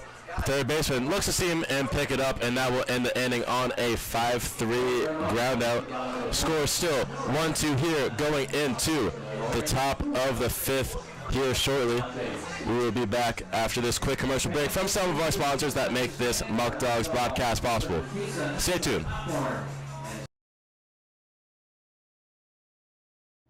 Looking for a dining experience that's out of this world? Look no further than Alex's Place in Batavia, New York. Indulge your taste buds with the finest flavors in town, from their tender barbecue ribs to sizzling steaks cooked to perfection. Step into their welcoming atmosphere and let their friendly staff treat you like family. Whether it's a cozy dinner for 2 or a gathering of loved ones, they've got you covered. Thirsty? Well, their stocked bar serves up handcrafted cocktails, ice-cold brews, and extensive wine selection to perfectly complement your meal. Join them today and experience the taste sensation that keeps customers coming back for more. Are you ready for a thrilling experience that combines the excitement of horse racing with the allure of casino gaming? Look no further than Batavia Downs in Batavia, New York. Feel the thundering hooves and witness the adrenaline-pumping action of live harness racing at Batavia Downs. Join us in the grandstand as talented drivers and their magnificent horses compete for glory, creating unforgettable moments that will leave you on the edge of your seat. But the excitement doesn't stop there. Step into our vibrant casino where luck and fortune await. Join us today and immerse yourself in the electrifying atmosphere of Batavia Downs. Looking for a place where craft beer meets culinary delight? Look no further than Eli Fish Brewing Company in Batavia, New York. At Eli Fish, it's all about flavor. Their master brewers craft an exceptional selection of Back here from commercial after that little interview I have with Stephen Oates, one of our pitchers here, wears number 55, also from Stillman College. Score is still 1-0 here going into the top of the 5th. Once again, as always, I'm your broadcaster, Alec Brown, doing all your games live here on YouTube as that is popped foul for the 0-1 count. Great to hear from Stephen, who could possibly pitch as soon as Sunday as we are on the road against Niagara. Also looking at our schedule, double header tomorrow against the Auburn DoubleDays once again at Falcon Park. Then, as I just said, on Sunday, head over to the Niagara Power. See them for the 3rd time this season. Go 1-1 with them on the season. Could make it 2-1 potentially. And then on Monday, start off the new week, we'll face Newark at home for the first time this season. As count moves 0-2 in favor of Julian. At the mound right now, you see A.J. Wenrich the first time today. Did strike out to Julian earlier. Going to happen again. No, it will not, at least for now, as that one will go foul once again. Back-to-back fouls, balls there for Wenrich. He will be followed by Jake Bolin and Michael Woolley. And Wenrich, so far on the season, Wenrich has not done much with that .63 batting average. That one is hit to the third baseman in Alonji. Makes the play in time. Sean Ladd with that 6'3 frame can stretch and make that play happen with the 5-3 ground out to start this top of the 5th. So great job there from Sean Ladd, making the great defensive play along with Alonji over at third. Now we'll see Jake Bolin. Not bowling today. He's actually batting right now with 1 out. That one is crushed over to our social media man. Almost lost a hand there. However, Connor looks okay and is smiling. The count will move 0-1. Machado already through 5 innings, has looked incredible. Next pitch. Hits that one foul again. Count will move 0-2 once again. And so far through this entire day, looking at both games, DoubleDays can't hit. They just cannot do it. Already 2 hits today for both sides. However, Muckdogs do have a run. Muckdogs haven't done a great job hitting the ball either. However, still a lot of ball games to be played. But if you're the DoubleDays, you gotta be a little worried about tomorrow. Next pitch. Swings through that one. 1, 2, 3. See you later. Already 6 strikeouts here for Machado. Broken it up pretty evenly. 3 through the first 2 innings and 3 through these last 2 innings, counting the 4th and the 5th. Now we'll see Michael Woolley, who was hit by a pitch last time, maybe a little afraid of Julian now. However, strikes 1 is the call right there, with now 2 outs here in the top of the 5th. Ty Woods and Machado have just rolled through this DoubleDays batting group. Swings through that one. Back to back to back. 0-2 counts here for Julian. Can he get the final K here? Make it 7 through 5 innings. Very similar to what we saw from Big Ray, who's keeping track of pitches right now down below me. Next pitch. Just hits that one to Sean Ladd over at first. Just dribbles along that first base line. And that will be the final out of the top of the 5th. And how it's looking so far in this one, if the DoubleDays don't get any more runs or hits, could only see them 2 more times today. Batting, that is. As we'll now see the Muckdogs come up and bat once again for the 5th time this game and the 11th time today. As we've seen almost 14 innings of full baseball here. Now batting next will be the man who just made the play over at first, Sean Ladd. Followed it up with the man who made the 5-3 play happen, and Victor Alonji. Then followed up with Bryce Mortellaro. We'll see what they can do in a second. Stay tuned.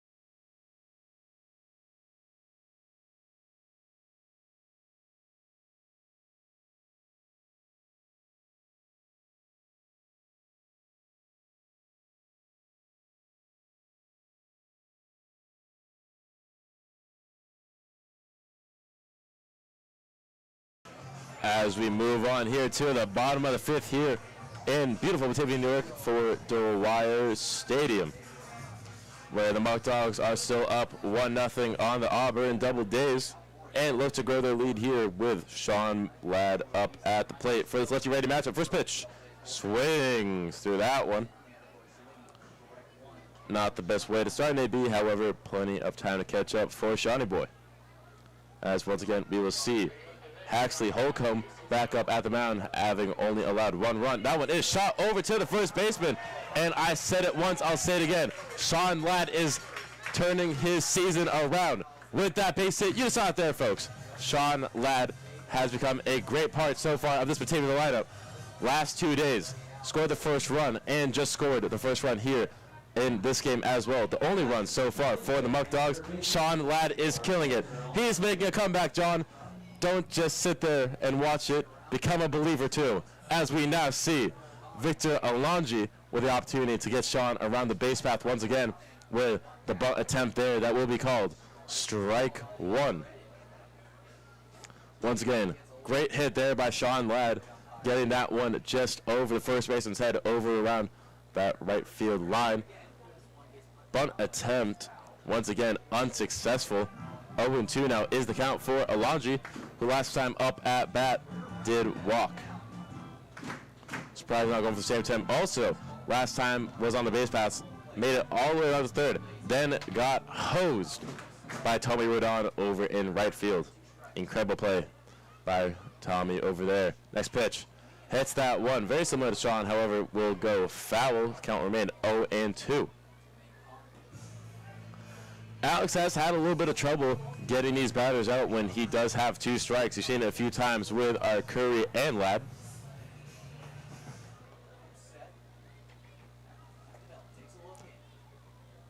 The 0-2 swings through that one. 1, 2, 3. See you later, Vic.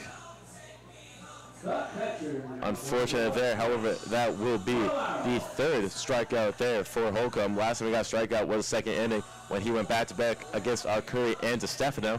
And that will be the first out of the bottom of the fifth. Also, could be the end of the bottom of the fifth anytime shortly with the double play in order, potentially, with the Bryce Mortawaro up to bat.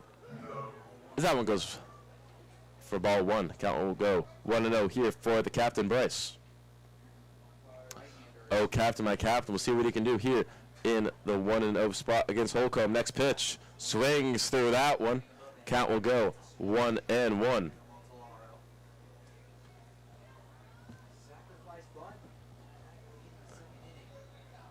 Bryce so far in this one did have a successful bunt attempt. Hits that one back foul. Looks like that one clipped a little bit of his hand. However, count remains 2-1 here. Holcomb now in the lead of this one. And so far in this one, it has just been a pitching duel. Pichardo versus Holcomb, old versus new, righty versus lefty. Bunch of narratives you can create here. However, when it's all said and done, great matchup so far between the two, as that one does go low. And count will go 2-2 here. And if you're a Cornell scout or athletic director or just work with the baseball team in general, you got to be happy with what you've seen through Holcomb so far. 6'5" freshman has a lot of potential. As that one goes down in the dirt for the 3-2 count. Count will go full. And there is someone warming up in that DoubleDays bullpen. Not too sure who it is. However, a couple of men warming up in the bullpen for the Muckdogs as well. Could we see the end of Pichardo here? Only time will tell. However, 3-2 payoff pitch coming here. Fouled off. Count will stay 3-2. Bryce still fighting in this one. Also, fun fact, in Bryce's entire collegiate career, has not had one single error. Perfect from the field. It's that one foul once again. Count will stay full.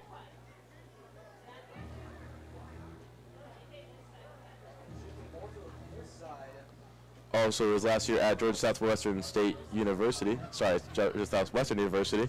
Also now in the transfer portal. Posted a .432 on-base percentage and .745 on-base slugging. Hits that one right to the second baseman. Could potentially turn two here, and he does. That will end the fifth inning. Unfortunately, I did call that by accident. First double play that has gone against the Muckdogs in a while, as the 4-6-3 ground out, double play will end it here. However, score is still 1-0 for your Batavia Muckdogs, and we will be back shortly for the top of the sixth. And that one will start out with James Mason, then head back up to the top of the lineup with Carson Gross and Hazel Martinez. Stick around. Looking for Fish Brewing Company in Batavia, New York. At Eli Fish, it's all about flavor. Their master brewers craft an exceptional selection of beers, from hoppy IPAs to smooth, rich stouts. And the kitchen is no slouch either. Indulge in their delectable menu, featuring mouth-watering burgers, tantalizing sandwiches, and fresh, crisp salads. So whether you're a craft beer enthusiast or a food lover searching for a new favorite spot, make Eli Fish Brewing Company your next destination. Discover the perfect blend of flavors, community, and unforgettable moments. At Tompkins Community Bank, they believe in more than just banking. They believe in building relationships. Step into a world where you're more than just a number. Experience the personalized service and genuine care that sets them apart. From simple checking accounts to tailored business solutions, we have the products and expertise to meet your financial needs. But it doesn't stop there. We're invested in communities we serve, supporting local businesses, and making a difference where it matters most. Join the Tompkins community family and discover a bank that treats you like a neighbor. When duty calls, who will answer? Introducing the New York National Guard, the elite force dedicated to protecting our great state and nation. Join the ranks of brave men and women who proudly serve as the backbone of our defense. Train alongside the best, gaining skills that will last a lifetime. When disaster strikes, the National Guard is there, providing critical support and relief to our communities. Our dedication knows no bounds. From foreign soil to local streets, the New York National Guard stands ready to face any challenge, defending freedom and preserving peace. The New York National Guard, where heroes are made. Thirsty for a perfect beverage? Look no further than Right Beverage, the premier destination for all your drink needs. With a vast selection. Cut the commercial break a little short there as we are back for the top of 6. Only 2 more potential innings here. After this, there will be some fireworks. I'll leave the broadcast on so you lovely folks at home can see them. As scores still 1-0 here for your Muckdogs. Once again, back here for this lovely Muckdogs broadcast for your Batavia Muckdogs. I am the broadcaster, as always, Alec Brown. As that is called strike one there for Julian Pichardo. Once again, has done an incredible job so far through 5 full innings pitched. Has had 0 earned runs. What more could you ask for from your everyday starter? Like Pichardo. Not every day, of course. We did that. Might lose an arm. That one is just chopped over to the right fielder, Leadham, and he does make the easy fly-out play over there. Great job there by Josh Leadham. Looked like Sean was going to get that one. However, did trip over himself a little bit. And James Mason, for the first time today, does not get on base. We'll now see Carson Gross for the 3rd time here today. Has got on base once and struck out once.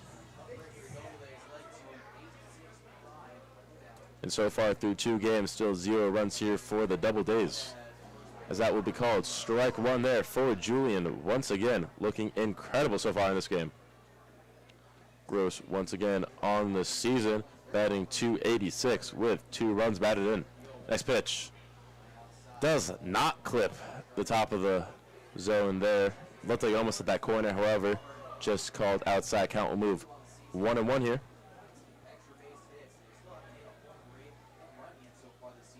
Next pitch here for Pichardo. Swings through that one. Caught fishing in the dirt for that one. Usually fish in water. We just saw Gross fish in the dirt. Give that guy a map. 1-2 now. Next pitch. Swings to that one again. Fool me once, shame on you. Fool me twice, shame on me. 1, 2, 3. See you later, Gross. And that was a gross swing there that led to nothing but a strikeout. Second one for him today against Julian. And that should be Julian's 7th of the day through 5 innings. Sorry, 5 1/3.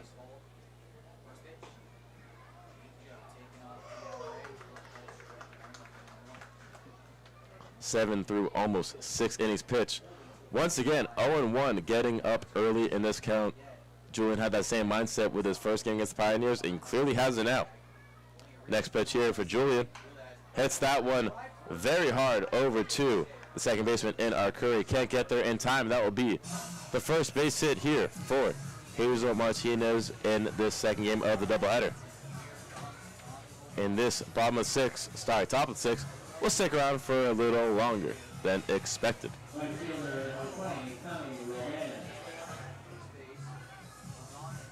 Now we'll see Tommy Rodon, who hosed Victor Alangi at home plate, back up to the plate. Has got on base in the first inning with a walk. We'll look to have some similar results here, as that one will be called just a little low for ball number 1.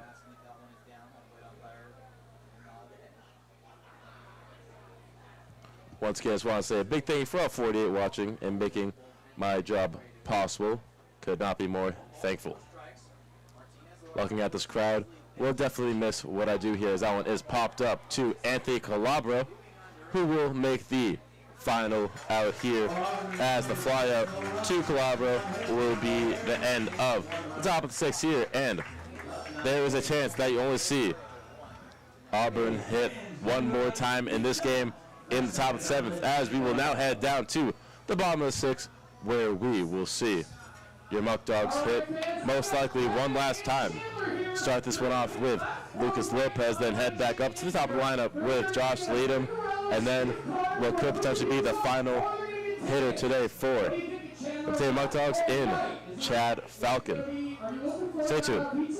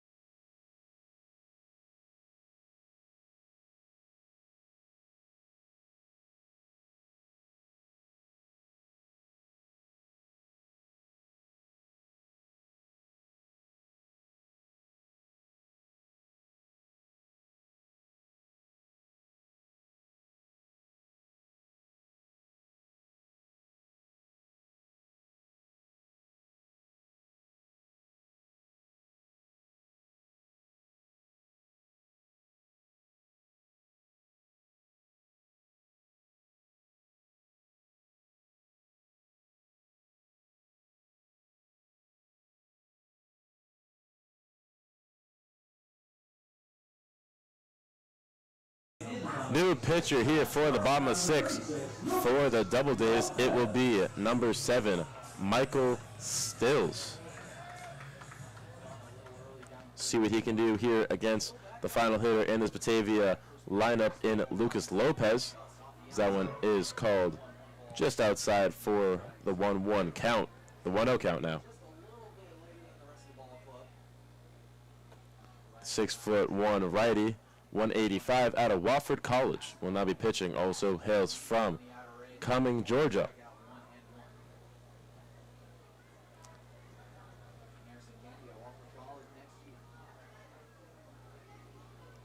Now 1-1 here to Lucas. Lucas last time out did get a base hit.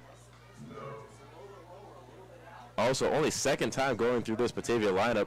Believe it only took 4 innings last time. Now all the way here in the bottom of the 6th. Hasn't been the best hitting day for either team, both sitting at 3 hits apiece.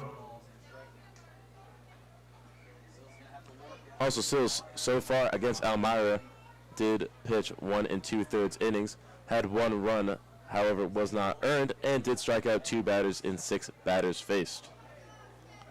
Next pitch here does hit that one foul over towards the Muckdogs bullpen. However, no one is hurt, thankfully. This count moves full already for the first time for Sills here.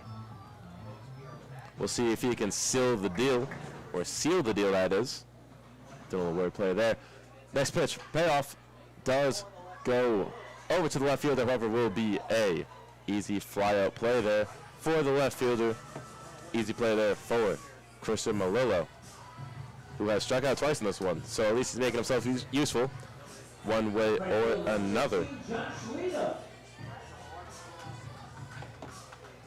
And now we will head over to the top of the lineup in Josh Leadham, the leadoff man. And so far, the leadoff man has not been able to get on base in this one. However, third opportunity to do here so, as that one will be called strike one. Make the count 0-1. Just saw it right there on scoreboard. And honestly, great start here from Holcomb. Only allowed 1 run in 3 hits. However, it was due for him to come out. Just don't want to overwork the young arm, of course. Next pitch here. Looks like it was hit off Leadham. And that one will go foul. Count will move 1-2 here.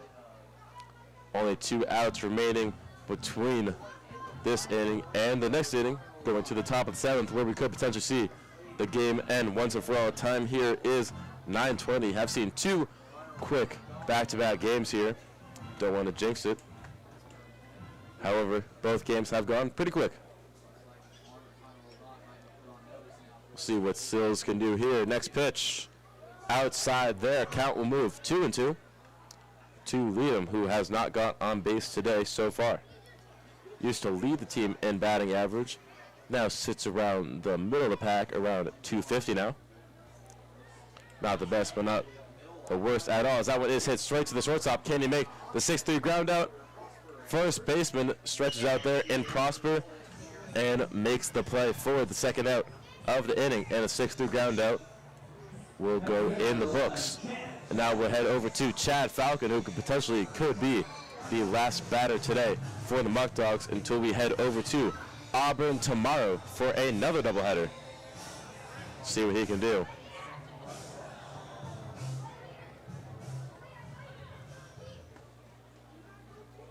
Ken Sills finished this one out for the Muckdogs. I guess for the DoubleDays and the Muckdogs batting. Only time will tell, of course. Also, Auburn, however, have not looked good today as he swings through that one. Can, of course, change this game with just half an inning.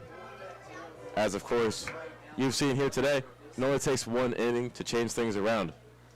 Last game went from being very close to a presumable blowout after that 4th inning. As that one does go low, count will move 1-1 for Mr. Falcon. One of the better hitters on this team, however, stats don't show it just yet. Has played a little more baseball to even out those numbers. Has hit the ball very well, however. As that one does go foul, count move 1-2. Has not struck out once, however, only has 2 base hits to his name. Also is a hitting coach back home. So if you need some hitting lessons, go hit up Chad before he leaves Batavia. And of course does leave for college. He will be going to St. John's along with Adam Agressi. Next pitch here. Swings to that one. 1-2-3. See you later. Chad strikes out for the first time for the Batavia Muckdogs, and that will end the 6th inning here. Score is still 1-0 here in this one. A lot of close games here early on in the season for the Muckdogs. So this one will come down to the wire here. Not too sure who will be pitching for the Muckdogs. Will Julian close it, or will we see a new closer come in?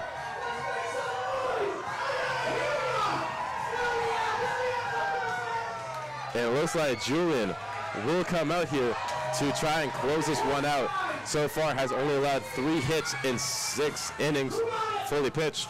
We'll see if he can close that out here. And what looked like we were going to need to use our bullpen very often in the next couple of games. We've only used 3 pitchers through these 2 games and only used Trace Floyer for 1. So it looks like our bullpen will be nice and healthy for tomorrow in Niagara. Also have a very long schedule ahead. I'll read that out for you guys right now so you can catch up with either some games here or on the YouTube channel where we will broadcast every single one of these games. I'll start off with tomorrow, where you will see Batavia take on Auburn in Auburn at Falcon Park twice, back-to-back, just like seen here today. 2nd doubleheader in 2 days. Follow it up with Batavia being away at Niagara on Sunday. That game will start at 4:05. The rest of these games, however, I'm going to say will be at 4:05. besides Geneva, but that's not coming for a little bit. Then we'll head over to Newark. Comes here. We'll be at home June 19th at 6:35. Then follow it up with us being away against Elmira. See them for the third time this season. Then we'll head on over to Jamestown to face them once again. Last game we faced for the first time was yesterday. And then they'll come over here on Thursday. And then Friday we'll see Newark for the second time. Then follow it up on Saturday, where we'll see the Elmira Pioneers for the fourth time at home. And now what could be the final inning here, we'll start off with Bobby Stang, looks like. Can he be the one to break Julian here?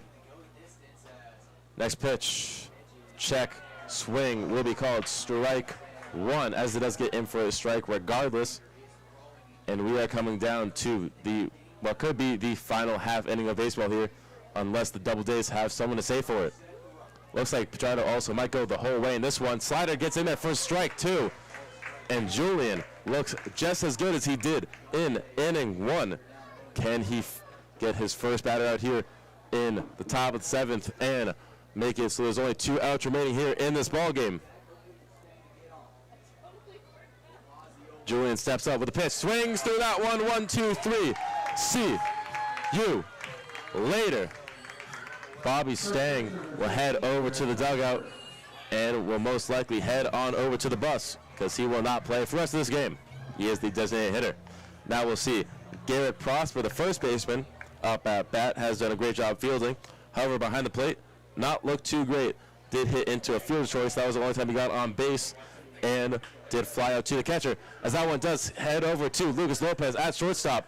Out number 2, one pitch, another out, and we are down to the potentially final out in this game. And the DoubleDays do not look good here today. Have scored 0 runs through 2 games. That is going to be a very long bus ride home for that Auburn squad here, as we come down to potentially the final batter here in Christian Malillo. Only man to get on base last game of the doubleheader. Swings to that one, called strike one, down to 2 strikes here. And this one after the ground out 2 in the 6-3 play to Lucas Lopez over at short today. 0-1 count here for Julian. What can he do here? Has done incredible so far already to close this one out. Here comes the pitch. Just outside there. Count will move 1-1 here for Julian. Still 2 strikes are what keeps this game alive and what shuts this one out. It could be back-to-back shutouts here for the Muckdogs. And I'm sure pitching coach Eaton will be very proud of that one. As that one gets in there for strike 2. We're down to the final out here. Can Julian get it done here? Crowd getting fired up here.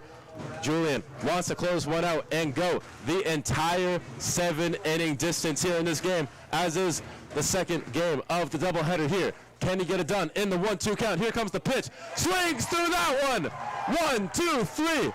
See you later, Christian. And that will be the ball game here. Julian goes the entire distance and gets the shutout here for the Muckdogs. And the Muckdogs hitting crew does enough to get it done with that run scored in the 3rd inning. And that 1 run was done by none other than the man who's having a comeback season in Sean Ladd. Incredible stuff here in today's game. We'll now see the fireworks here shortly. Great job all around by the team in that first game. Hitting, pitching, and fielding looked incredible. In this game, not so much from the hitting and fielding. However, the pitching from Pichardo was there. He came alive when it mattered the most. Didn't look too great through that middle. However, came back alive at the end and closed this one out in fashion. How do you not love baseball? Incredible pitching performance here all around. I believe it was number 37. Haxley Holcomb who started that one out for the Auburn DoubleDays, and then Lils did a great job closing it out as well. Got to give credit where credit is due. However, 1-0 will be the final score here for the second game of this doubleheader. Next doubleheader will be away at Auburn tomorrow. First game will start at 5. Second one around that 7 o'clock mark, maybe more 7:30. However, this will be it for tonight. However, I'll leave the broadcast on a little longer. If you do want to see the fireworks, that'll do it for me. However, leave the score up as well. I'm broadcaster, once again, Alec Brown, signing off. Have a good one, folks.